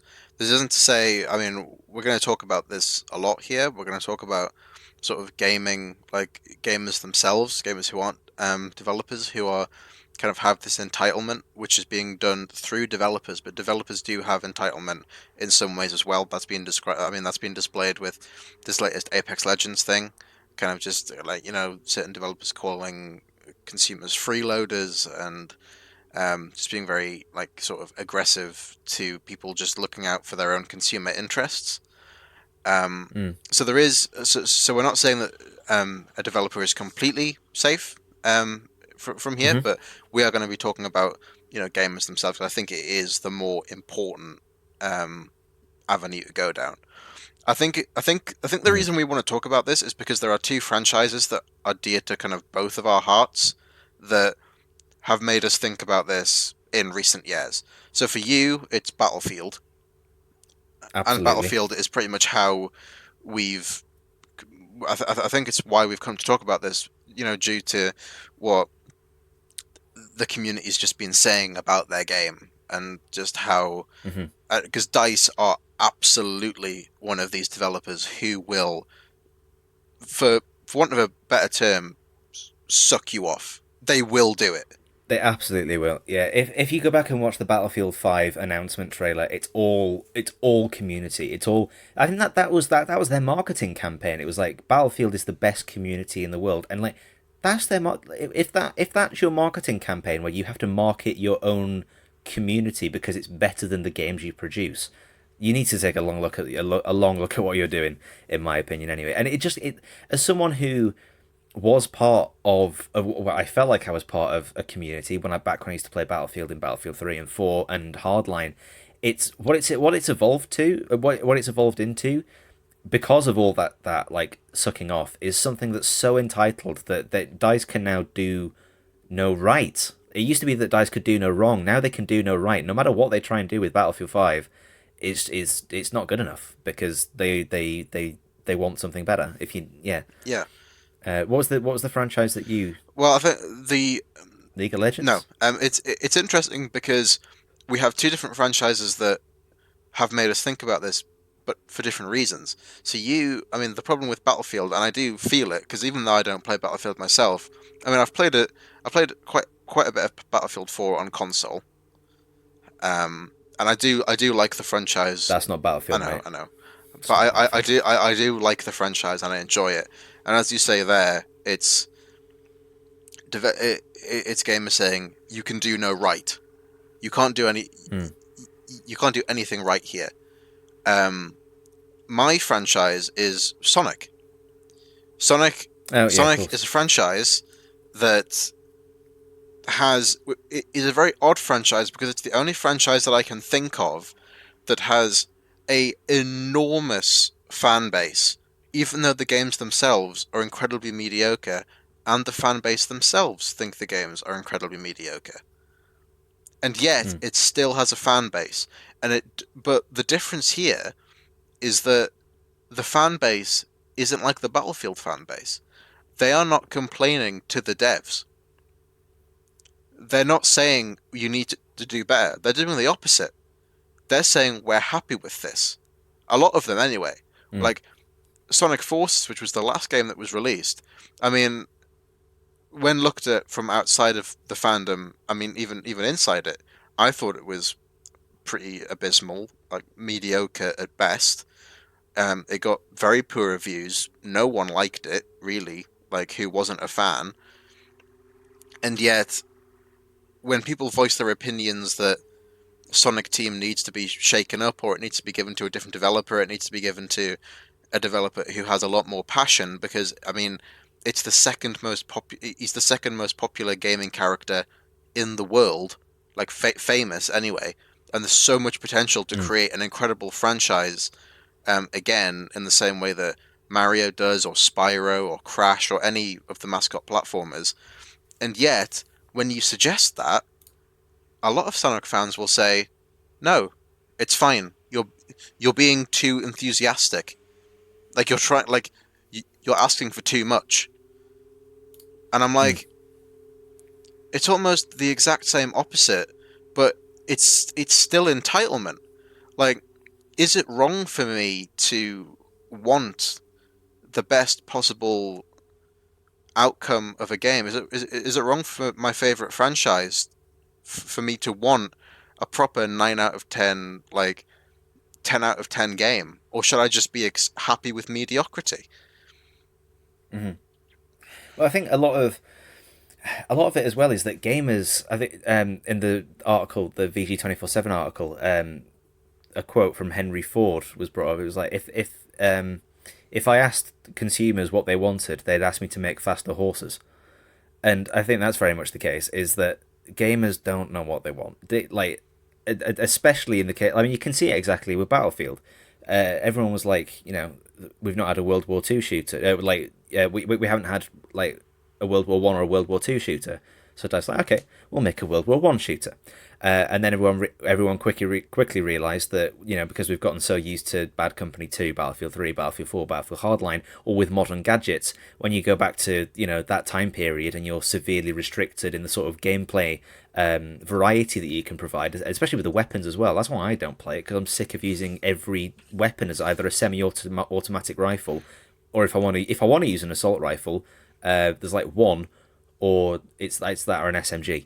And I don't want to use an SMG because they're too whatever. Anyway, getting off topic, it's like, you know what I mean? Like, gamers don't. When you try and cater to that, then they realise, and it's like, well, you're in the wrong for listening to us. Yeah, they can do no right. Like, there's multiple things to that, isn't there? It's like, if I said I wanted a World War II, I mean, let's look at Call of Duty. Like, we want a boots on the ground. I mean, that's their thing now, isn't it? It's like, people are like, we want a boots on the ground game, like Modern Warfare or the original World War II one's like, right, we'll make Call of Duty World War II. And then when that comes out and you realise that it's just not up to par and it's not actually what you want, you almost feel guilty or stupid for saying that's not what you want, because that's what they were saying they did want. So, as you say, gamers not only don't know what they want, but when they get it, they're so happy with the power that they've been able to influence them that people are just like, yeah, thank you, thanks, yeah, thanks, yeah, we're happy with this, yeah, thanks for that. But like, not even in a sarcastic way. And we see that with Battlefield. We see that with a lot of Battlefield influencers who will defend it constantly. So the cows come home. Every single element, because they don't want to admit that it's not a product that... And I think that I see that with, Sonic as well. I see, like, when I am very confident in saying that that franchise needs a major shakeup. Sonic Team is not fit for purpose. Sonic Forces had one level designer. It had one level designer, and he'd never worked on a previous Sonic game before, and it shows. The level design in that game is some of the worst that I've ever seen. But when you talk about it, it's like you're expecting too much. Gamers are too entitled. Gamers are too entitled.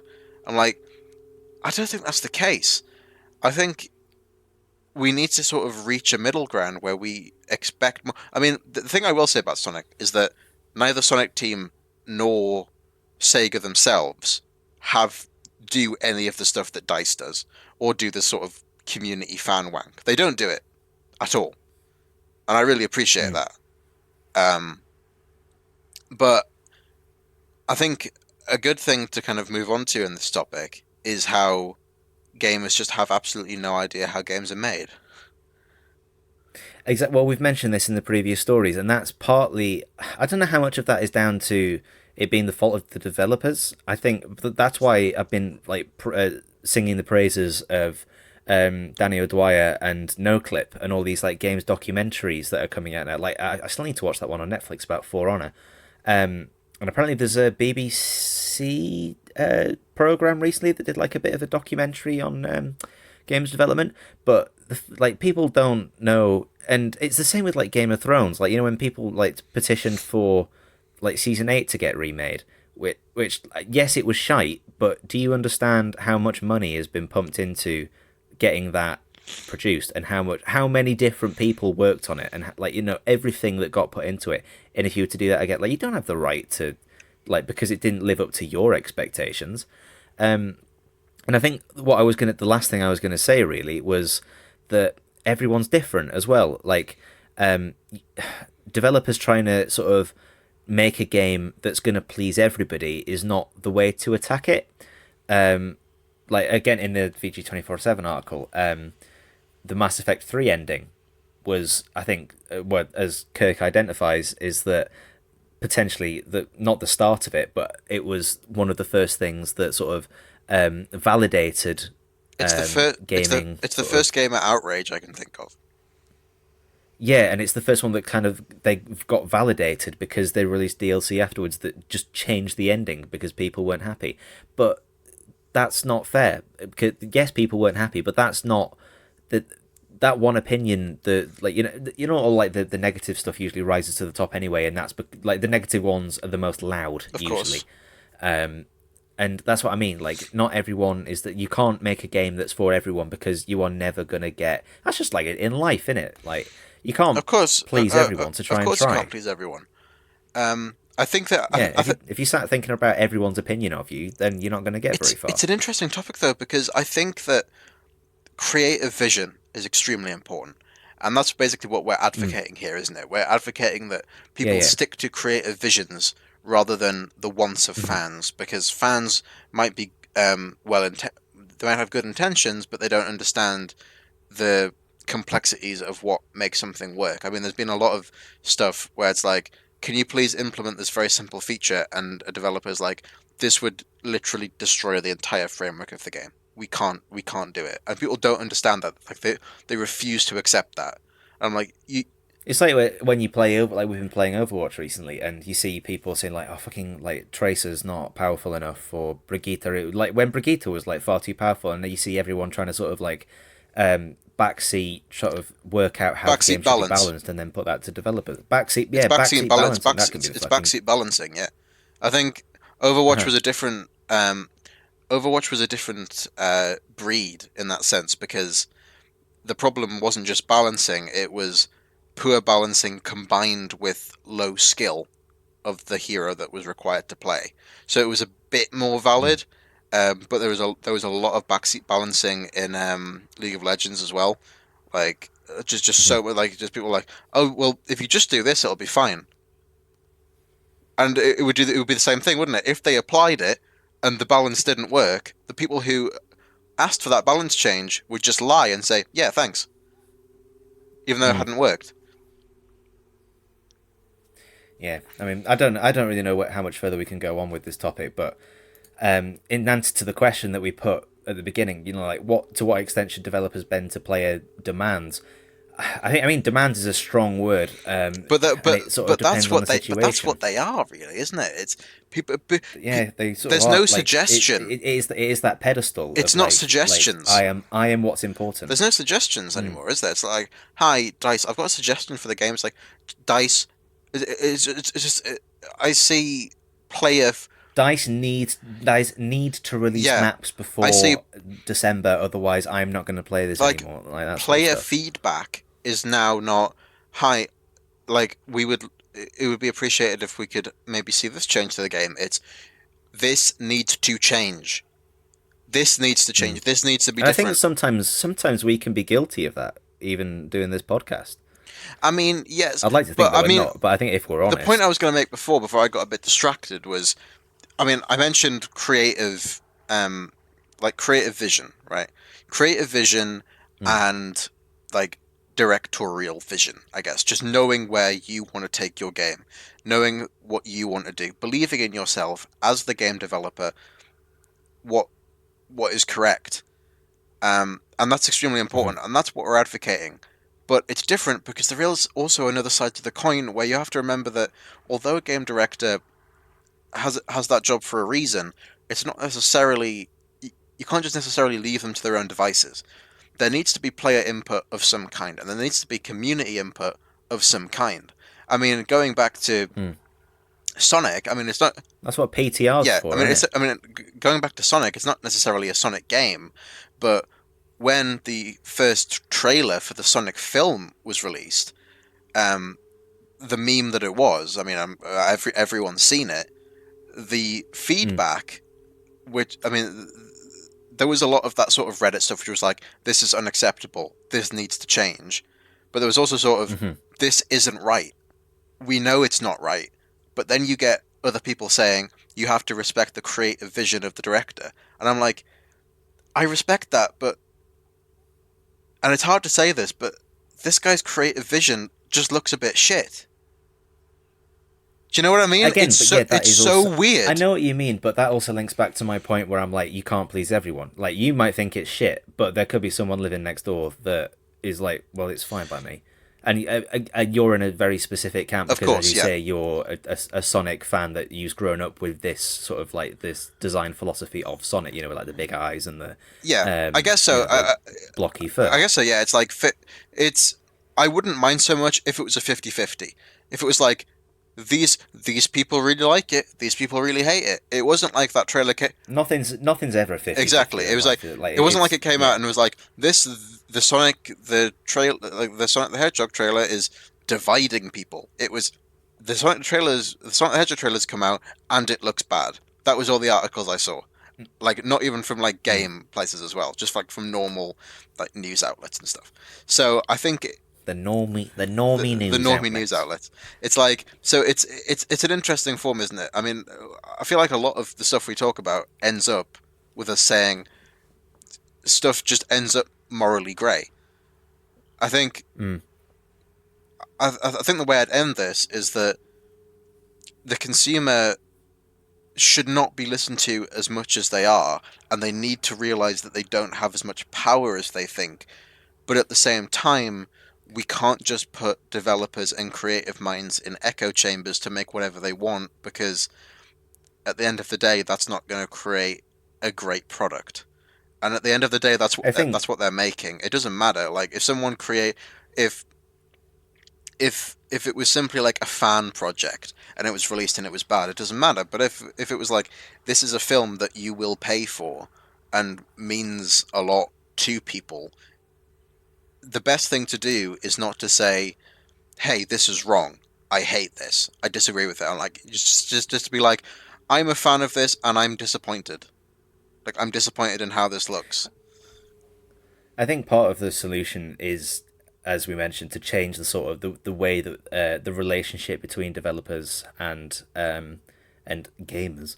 And I think part of that is the responsibility of developers to not always hold the game, like the consumers, on this pedestal of like, the customer's always right and we'll suck you off until you buy our game. And I think like as we said, more developers are more egregious of this.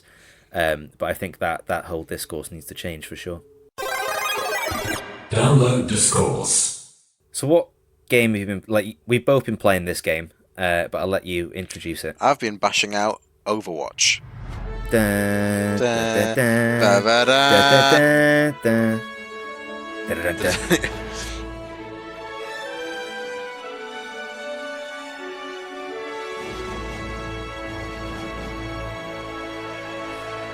So yeah, Oh no, that's Back to the Future. Sorry.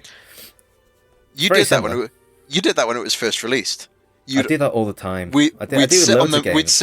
we'd sit on the main screen waiting for someone who will remain nameless to play with us, and you'd sing the main theme and you'd go straight into Back to the Future every I do single it with time. all sorts. I don't know what else. I'm pretty good at transitioning between Star Wars and Indiana Jones. Well, it's and both John Williams. I'm Wait, also very is good. They are John Williams, yeah. Good. And I'm also very good at transitioning between Apex and I always get it mistaken for that one Fatboy Slim song. Ah, yes. Yeah. But anyway, Sorry, Overwatch. Overwatch. It's Overwatch then. We talked about it. We talked about Sigma's release last Sigma? podcast. Sigma, yeah. Just when he was announced, and now he's out. As is roll queue, as is all of that stuff. And I think we've both got some kind of perspectives on stuff. I mean, I've been playing a lot more than you have. One might say a player perspective. Oh, that's a throwback. Jesus It's a Christ. callback, isn't it? On our second podcast. Yeah. I'm basically a Sigma main now. He's so much fun. He's so much fun because he's got such a high skill cap, but not frustratingly so. I feel like you can. There's a lot I still have to learn with him, like a lot, because a lot of people have been saying he's probably the hardest hero to learn in the game right now. Not like mechanically, just in terms of how he works. I mean, like Widowmaker's hard, right, to play. But I mean, the but hero, you can improve that. That's like a pretty arbitrary. Like, well, if you need to get better at Widow, yeah, well, you've got like the whole positioning Yeah. shit. But the crux of it is, can you flick your sniper shots? the hero itself is a very simple grappling hook, a very simple mine, and then just a sniper rifle. She's probably the easiest. She's probably the simplest hero in the game, actually. Widowmaker. Now you mention it, yeah. But yeah, he's got a lot of complexity to him, as they've been doing with the tanks. There's a lot of like cooldown management, positioning, keeping track of enemy cooldowns, things like that. It's a much more intense thing. I think that Blizzard have gone down the route of making their tanks, and I mentioned this to you, they're a lot more like MMO tanks. It's about seeing the battlefield as a whole, and like keeping people safe and making sure that no one's in a position where they shouldn't be, rather than actually dealing damage. And I really like that role. I think it's really cool. I think what I've enjoyed about him is that usually when a hero gets announced into Overwatch, everyone will play him till like the next, at least for like a few weeks. But I feel like I've been getting in quite a lot of games where maybe it's because he's got such a high skill cap. think it's because he's hard, yeah. Yeah, it's that I've actually been enjoying that. Like he's in a lot of games. Don't get me wrong, but it's not. You do still get the Reinhardt and Orisa comps occasionally, which don't work very well. But whatever. Yeah. So I've been enjoying that aspect, and for what I haven't played him. Just because I have been a little bit intimidated by the sort of skill thing, and I've not brought myself to play quick play. I've been mostly playing the whole roll queue stuff, and I don't really want to try him out for the first time in roll queue since he's such a difficult one to sort of get a grip with. But yeah, I mean, from what I've seen, he's been like quite a lot of my team comps, and he seems very effective. Especially like his ult is like game changing. Especially on escort. His ult is definitely strong. It's not the best ultimate ever. I think one of the things with Overwatch is, why are you picking the character that you're picking? Are you picking them for their minute-to-minute utility, or are you picking them for their ultimate? An example is, you're picking Widow to be able to, easily pick off targets because you're playing on a certain map that accommodates that, like Rialto. When you're in that huge open area with the bridge, Widowmaker is amazing. Like, but that's why her ult's pointless. I mean, it's For the not most part, pointless. It's not pointless, but it's not why you're picking her. Yeah, exactly. Whereas, that's the point I was trying to emphasize. Yeah. yeah, whereas a character like Sombra, an enemy will have maybe 2 barriers, which is kind of one of the. I mean, as we were mentioning before, that is something that players are kind of saying to Blizzard, we kind of need this to change. And I do agree, even though I've not made a post myself, because I won't. There's like double barrier comms being run right now with Sigma, where if you're really coordinated, Orisa can put down her shield, and when it burns out, Sigma puts his up, takes as much damage as he can, and then Orisa puts his down, and by the time hers is down again, he can put his up. So you can kind of get this back and forth thing going on. I know what you mean. That's the only criticism that I've had of the meta right now, is that it is very barriery. It's barriery, and you need very heavy shield break. So Bastion is coming back into play a lot. Junkrat, Bastion and Junkrat. But like with Sombra, when you have that double barrier, she's really good against double barrier because Sombra just cancels barriers. They're just gone with EMP. But that's why you're picking her. You're not picking her so that you're not picking her as a flanker, like to kill people. You're not picking her, just to deal consistent damage. You're picking her for the EMP. So, I mean, Sigma's ultimate is good, but it's not amazing. I think Sigma is just really nicely well-rounded. I think he's just got every single element of his kit is strong. Like his primary fire, once you get used to it, it's probably the weirdest weapon in the game now I think about it. It's very odd. Like, I didn't understand the mechanics when we talked about it last time, but essentially the way it works, he's got 2 things called hyperspheres, and you can't just fire 1 if you want. You fire 2, and then they reload. It goes, thump, thump, reload, thump, thump, reload. And they will bounce off surfaces an infinite number of times. But when they travel 20 meters in any direction, they explode. So let's say you were just in an open area and you shot it into the sky. It travels 20 meters and it explodes, and it has a soft AoE to it. If you hit it directly, it does double damage. The AoE hits for half, I think. If you bounced it off a wall that was 10 meters away, it would then travel 10 more meters and then explode. So what you have to do is, if you're fighting an enemy who's quite, like, in your face, quite close range, and they're not 20 meters away, what you have to do is bounce it off the floor at them.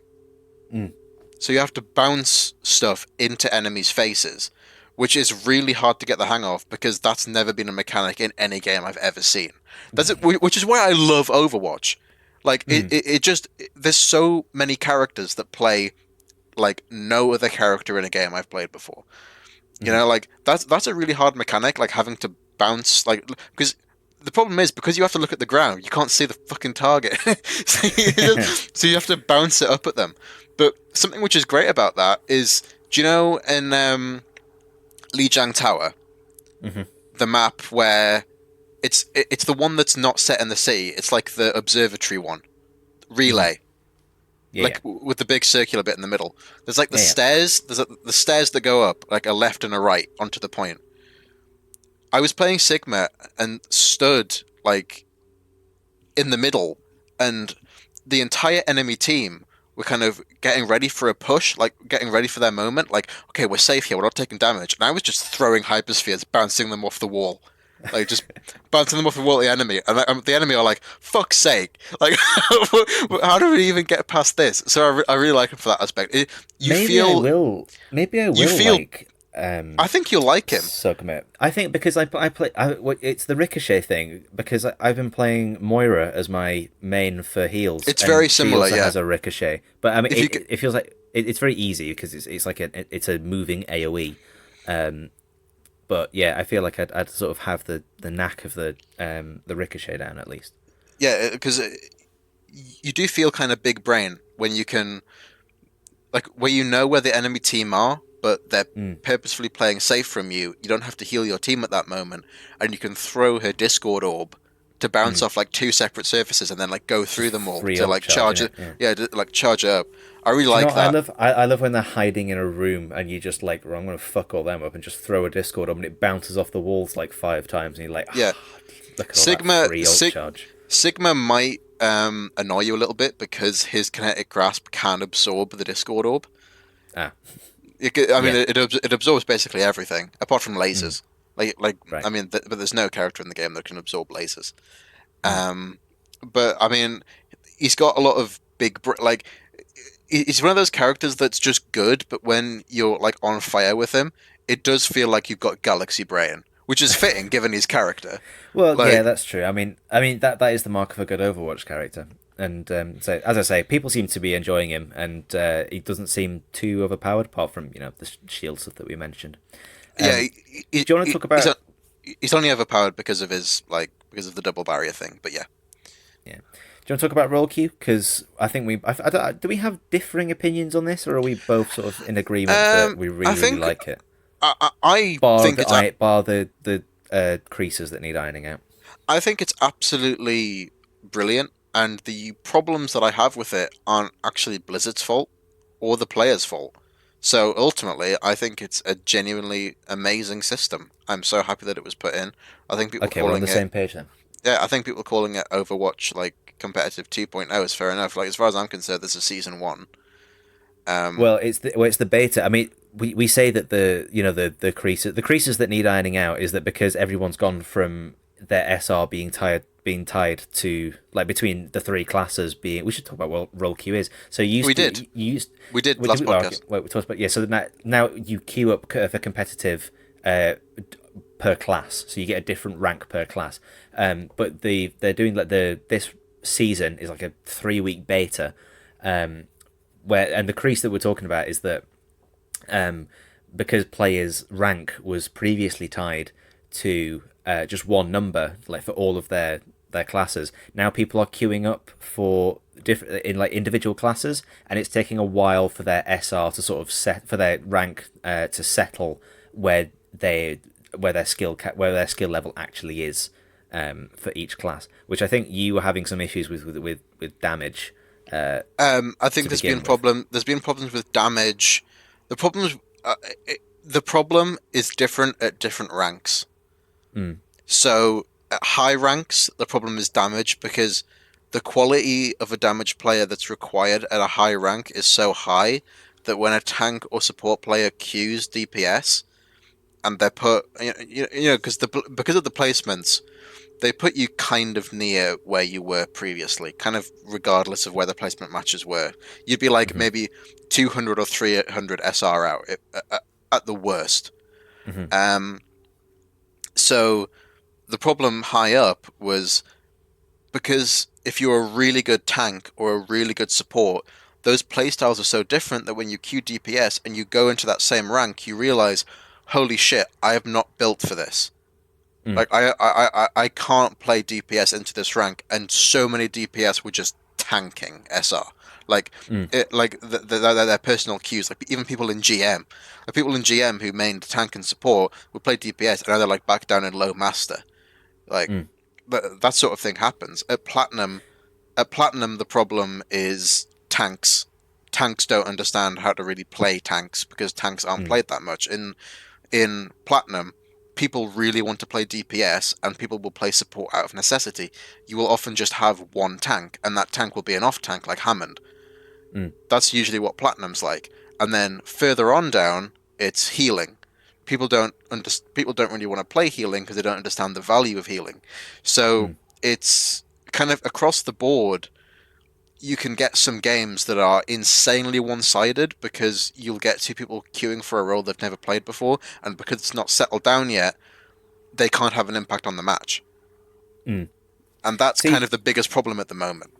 that's the biggest problem. But is it? I don't really It's see not it a as problem. a problem. Yeah, I don't think it's a problem. Since they've called this season a beta.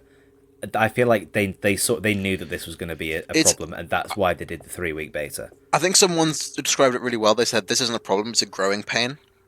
Yeah, And exactly. I think that's Absolutely. exactly what it is. It'll even out.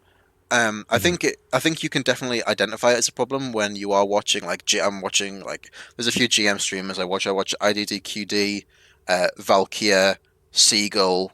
I watch all of those, and they said in the first week or two, it's like, yeah, We definitely have been getting DPS players who just don't understand how to fill their role, and because they don't understand how to fill their role at this level, we can't win games, and that's frustrating.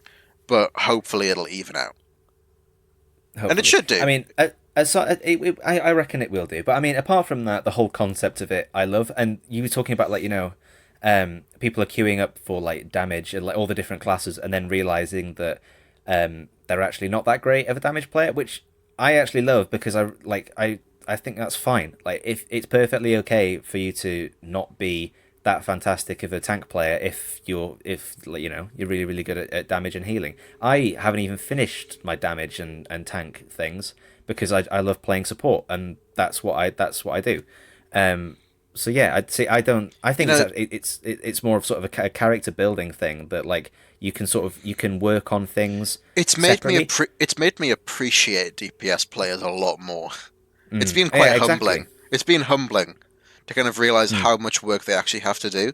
It's really good in that sense. Like, I think something which is really interesting is that when I would play in the past, even though I had the ability to play any role, I could play any role I wanted, like back in the day of competitive, I chose to play support. Because I was like, if I'm going to rank up and I'm going to get really good, and I'm going to like maybe be able to like just like not join an actual team, but like join like a team like one of those GM like scrim teams, because like that was like appealing to me. I was like, I'm going to only play support so I can get insanely good at support. Like if I have to play a tank or a DPS, I will, just to make sure the game's good. But I'm only going to play support.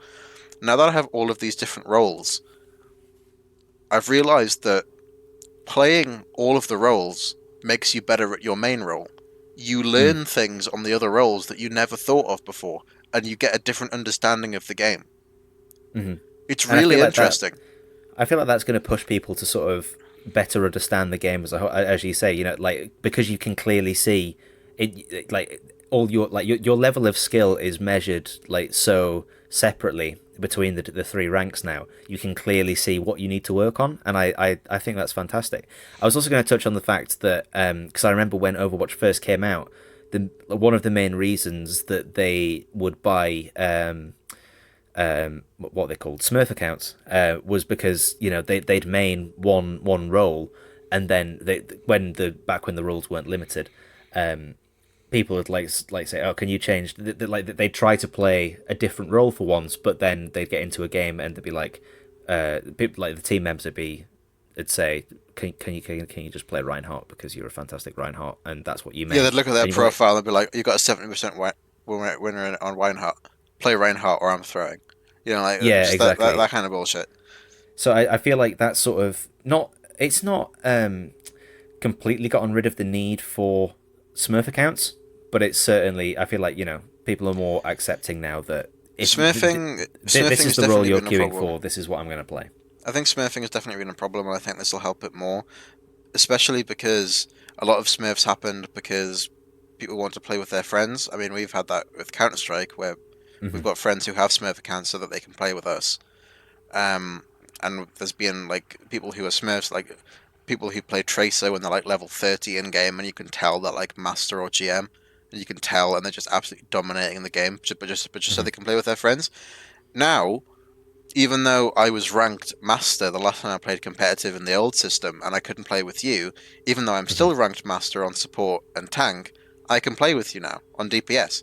I can still have a competitive experience with my friends on a completely different role. Yeah, exactly. I mean, that's going to vary from case to case, but it's more likely. It's a lot more likely to happen. Yeah, absolutely. I was going to say that. It's like I haven't played Overwatch competitive with you in about two and a half years because your rank, you play it a lot more than I do, and your rank is like so superior to mine. But now because like everything's ranked separately, we have some common ground where we can play together, and I think that's been fantastic. I don't have anything else to say about it. I'm really enjoying it. I think I was worried, well, not worried, because we're coming into sort of the hot spot of the year when all the games release, and I'm a bit worried that I'm not going to have a time for everything, because like Borderlands 3, and then I was thinking about doing Destiny 2 when it goes free to play, and then I was worried that when this change came to Overwatch, I was like, fuck, I really want to play Overwatch again, but I don't know if I've got the time. I feel like I actually want to make time for Overwatch now, because this update has changed, like, so it's changed enough subtly that it makes me really want to improve myself at it. I want to play it. Like, I think the problem that I had previously was I wanted to get really good at support, and I really enjoyed playing support. But because of that, I was forcing myself to play the game even when I didn't want to, and that's a place where you don't want to get to. And I've realized that's a good step I've made, and I encourage other people to do it. If you're playing a game competitively, practice, but make sure you're practicing properly. Don't practice. Don't just play for the sake of playing if you're not in the mood to play, because you won't. Don't spite yourself. Yeah. Yeah, because firstly, you won't play well, and you won't learn anything. Like, again, coming back with the like wanting to, like you were saying, you want to learn how to play support properly. Well, if you, on the old system, if you wanted to do that, you'd be forcing your rank down because, like, you played tank or whatever to get that rank all the way up. But then if you want to try and train on a new role, that's going to force down. I feel like that's like unfairly forcing your rank down just because you want to try something new. It actively discouraged sort of experimenting a bit, and that didn't sort of feed into Overwatch's design philosophy, if you know what I mean. I feel like it's a lot more common now, but just like because of how much the meta's changed, it's really fun to be playing a match, and because it's all map specific now, because it's 2-2-2, I can change heroes 4 times in a game. Like 4 separate times. I can have a completely different hero. Like, I think there was that game we were playing Hanamura, and I played a different hero 4 times. So like, right, I'll try this. That didn't work. Try this. That didn't work. Try this. Didn't work. Oh, I've killed everyone. Like, it's really fun. Yeah, exactly. But I think that pretty much sums it up. Is that it's made Overwatch more fun, and what more can you ask for? Right, let's move on to games that aren't fun. This isn't a game. So the other game I've been playing is Detroit: Become Human.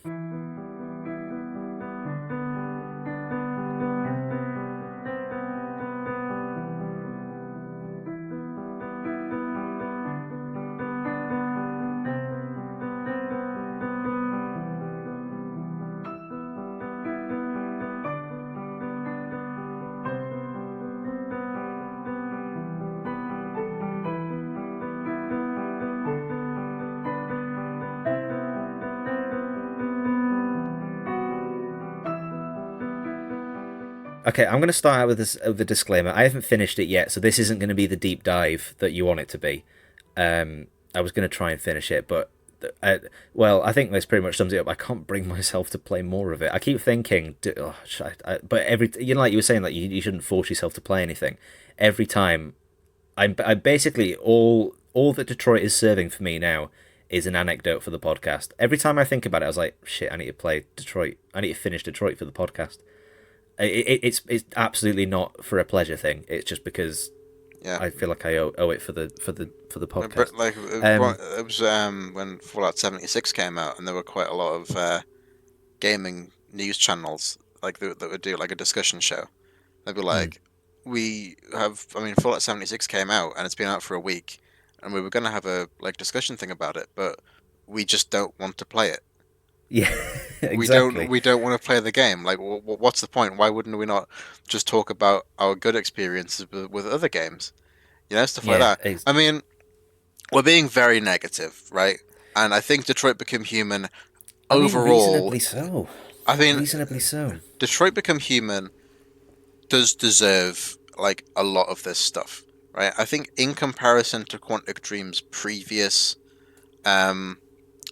let's not call them games, more like escapes, as they are. I think this is actually significantly better. It does some cool stuff. I've not played it myself, but I have watched all of it. I was going to say, it's interesting that you're got the same leading experience. I was going to say, yeah, it's interesting that you're leading the topic on a game that I've played, because watching and playing is essentially the same thing. I also think it's ironic that I haven't got very much to say about this game, because ultimately David Cage has very little to say about AI sentience as well. It's hardly Ex Machina, is it? That's what I feel like. the potential's there for it to be like Ex Machina. Especially in a video game setting. Video game settings, that's what I mean. perfect. It's such wasted potential. So right, okay, I'll start out with a positive. It's gorgeous. I've never really understood the people that always say like, oh fucking hell, my PS4 Pro sounds like a jet engine taking off, because I've never really had that experience. I can now fully say I've had the experience of my PS4 Pro trying to take off, because well, I mean, I usually play games with the headphones on, but the setup I have going on now, I've been sitting in bed and playing it on my TV with no headphones on, and it's like playing it without the headphones has made me. I've physically quite gone up loud. And I've actively found out headphones, not so that I can hear like the game better, so that I can not hear the PS4, because it gets very, very loud. But yeah, it's a gorgeously pretty game.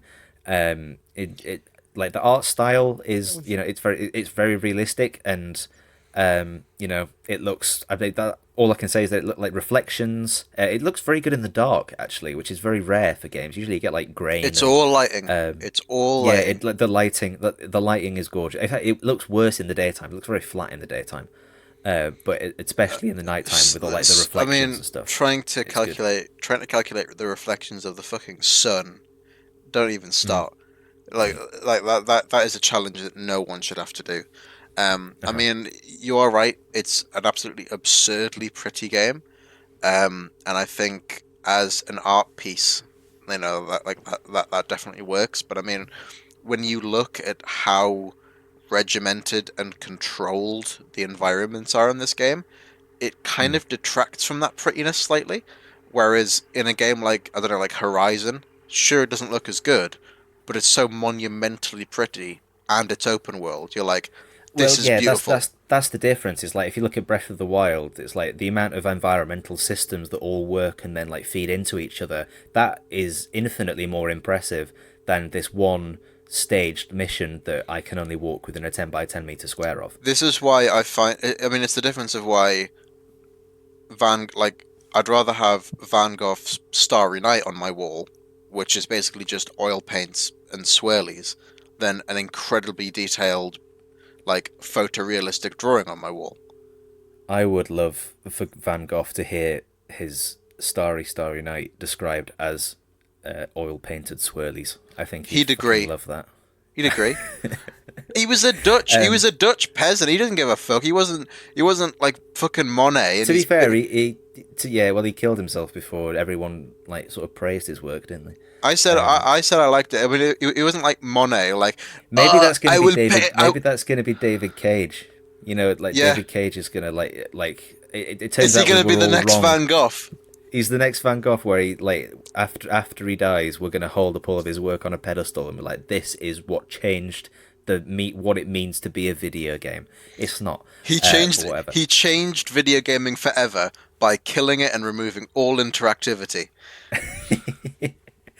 All right, so I only have one other good thing to say, and that's, on paper, Quantic Dream are very, very good at the branching story thing. I mean, you get to see the whole flowchart thing and the amount of sort of the different endings to certain stories, because some of the stories have no it varies very wildly. You'll get one that you look at and the flowchart is 10 miles long with like the amount of, it looks like a tube map. And then you get to one mission where it's as straight as like a drag strip. I was looking for some sort of road-themed anecdote there, but whatever. So it's depending on the mission, it's very hit and miss. But the ones that are sort of very, very branchy, it does make me want to go back and play and like find out what could have been, which is good. If that's all the positive things you have to say left, I will say the final one is that the voice actors do a very good job with what they're given. And that's the key. Yeah. That's the key part there. With what they're given, Connor is fantastic. I love Hank. Mm-hmm. I think Kara is quite flat. Marcus is flatter. Marcus sucks ass. I'm sorry. That character is so dull. That's what I was going to talk about next, because like I say, that's the last good thing. I actually really like. So there's three storylines. There's Connor, there's Kara, and there's Marcus, and they start out separately, but they sort of touch on each other. as the story progresses. As I won't give any. I won't give any spoilers yet. As they get, I mean, it's not really a spoiler, but as they get to the end, they will converge. Okay, right. So I actually like Connor's story. I actually, every time it gets around to a Connor bit, I'm like, fuck yeah, I'm actually like invested in this, and because it's the relationship that he has with Hank, and like I love. It's a detective story.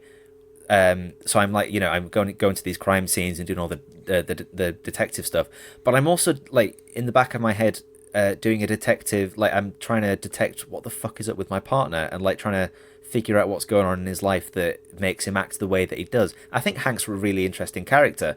Because you can, I love, yeah. Because you're playing as an android, it allows you to see stuff about the world that a Telltale character, for example, wouldn't see, or a character in Heavy Rain wouldn't see. Like, you can see that someone's heart rate slightly elevated above normal.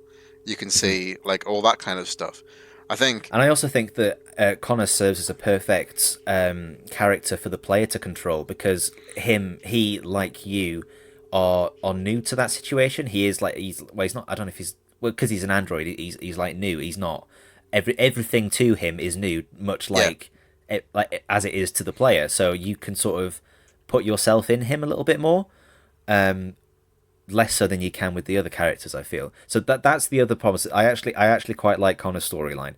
Then I like Kara's, like the second most, and I don't like Marcus's. I genuinely just can't be asked to play it. I think I'm up to my Marcus bit at the minute, and that's why I can't bring myself to play it. I think I think Connor and Hank definitely 100% have the best storyline. In fact, I would prefer if it was just the whole game with them, like an android, like a buddy cop, near future android thing, where them trying to work out this like conspiracy that's going on. Like that's great. That's really great. I think Kara's story only becomes interesting once you leave the house.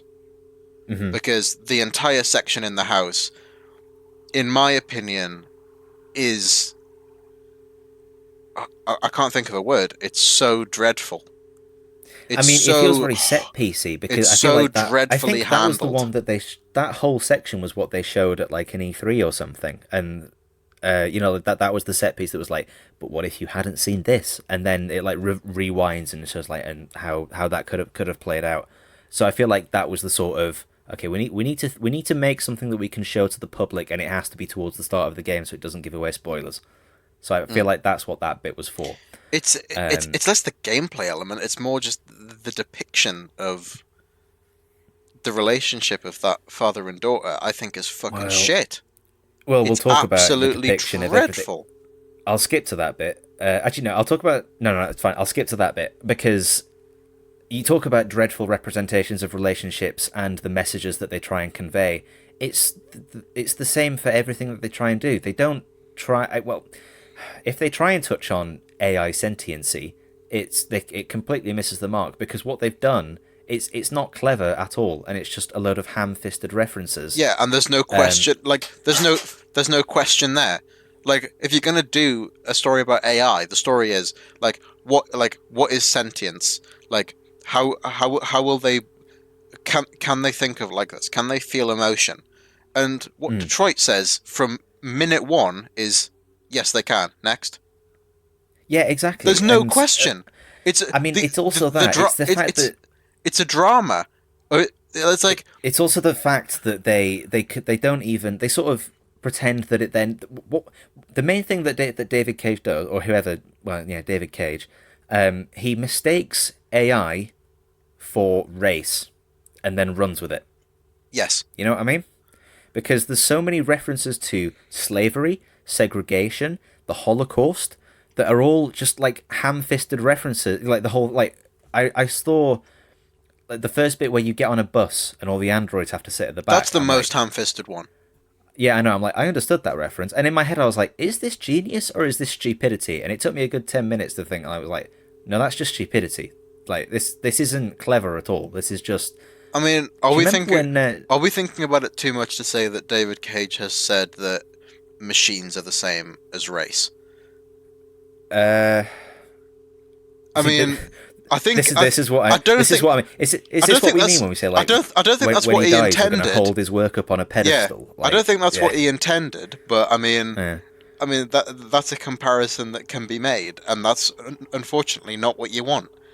That's what I mean. If it is what he's going for, it completely misses the mark, and it's not what this game should have been about. The only thing I was go on. Well, I was going to move on to the only other thing that I want to talk about is the gameplay, because that's all I have to comment on until I finish the story. Unless you had something to add. I mean, how are you going to talk about the gameplay? There isn't any. Well, I was going to say it's fine. I actually don't mind it. If anything, I kind of wish it was a bit Bandersnatch, where I just chose what happened, because the quick time events in the the action sequences. I guess that because if you miss them, then some things can change. But that's the worst kind of QuickTime event. Where what if you fail it? Yeah, a good QuickTime event is where if you miss it, nothing happens, and if you hit it, something good happens. A bad QuickTime event is if you miss it, something bad happens, because that's not gameplay. There's also the QuickTime events where you literally just have to do them to continue the story. Like there's all the actions where you have to go up to an item and then you have to hold one button and then do something with this. Well, that's the entirety of the event of the button prompts. It's like you just like it's so lazy. There's a lot of times where I'm like, I'd rather this was a Bandersnatch where I just chose which timeline to go down with my remote, because I feel like I'd rather be watching it as a. I mean that's the case for the Kara and Marcus ones. As I said, I actually quite like the Connor storyline, and I feel like some of the interactions there are much more suited to the video. Like because you're a detective, you can obviously you go around and piece things together and do it that way. Whereas I feel like you miss that sort of interactivity if you're just watching something. Like when you're playing Connor, it's like I feel like I need to examine this whole environment. So so I can make a decision that will accurately go down the path I want to go down. Whereas with the other characters, that's not important. It's just make a decision. You're literally just doing things just to advance the story rather than interacting with the world. It's like, what I mean. I need to have a conversation with Hank, or I need to meet Hank. Like, say we're at a crime scene or something. I examine the crime scene. If I miss something, there's something that I can't bring up with Hank. Yeah, exactly. So it actually impacts the game, the gameplay and the story, whereas it just doesn't with the other two because of the nature of those two stories. And at this point, that's all I have to say. Do you know what? I make a promise. I will have finished it by the time that we record the next podcast. Because I need to finish it. I need to get it. I need to scratch it off my backlog so I can finally move on to something more interesting. And I think I just need to grit my teeth and do it. I think I'm about 2/3 of the way through, I reckon. In comparison to Beyond Two Souls, this is a massive step forward. In terms of graphics, or in terms of everything. If you think this is bad, you've not played Beyond Two Souls. I haven't played any David Cage game before. Should have said that. I tried. Do you know what? I should mention. I tried playing Heavy Rain first because. Oh, and I should also mention I didn't pay for this. Technically at all. No, I stole it from my local game. It was on they swapped it out when they did the PlayStation Plus thing. It was going to be Pez, and then they swapped it out for Detroit at last minute. Oh, thank which God I was kind of. I mean, I've been wanting to play this just because of the stink that it kicked up when it came out, just so I could have my own informed opinion. And so I was going to play it at some point, and it just sort of happened by coincidence that it came on the PlayStation Plus. But I wanted to play Heavy Rain because it's the deluxe edition and comes with Heavy Rain. I booted it up on my PS4. The menu flickered like anything, and I thought if I had epilepsy, I'd have been fucked right there and then. And then I loaded it up, and the gameplay was running at about 5 FPS, and there was assets missing. So. In the first scene where you're sleeping on a bed, the mattress and pillows weren't there, so it was just sort of floating in midair like some sort of ethereal being. A floaty Ethan. Yeah, that's what he's called, right? Jason. I don't know. I think the dad's called Ethan. And then Jason's the kid. I all I know is that you run around a shopping mall and Jason. Jason. But yeah, no. So this is my first David Cage game, and I hope to have finished it by next week. Feels good, man. Clap. You're alright, boy. If you finally had enough of Old Town Road but still have an itch for the yee-haws, Rockstar has you covered. The music of Red Dead Redemption 2 is now available on Spotify and other popular music streaming services. Composed by the excellent Woody Jackson, the OST contains 22 tracks and over an hour of music and sounds from the game, serving as the perfect backdrop for any study session, woodland walk, scriptwriting slot, or podcast editing bonanza. And that's the end of the podcast. If you enjoyed the show or you have any feedback, be sure to let me know. I'm at Joshy Boyles on Twitter and the same on Twitch. You can follow me on Twitter at Zanzibar Crumpet, and you can follow me at my Twitch channel at Zanzibar Twitch. Be sure to tune in next week, and I'll catch you in the next one.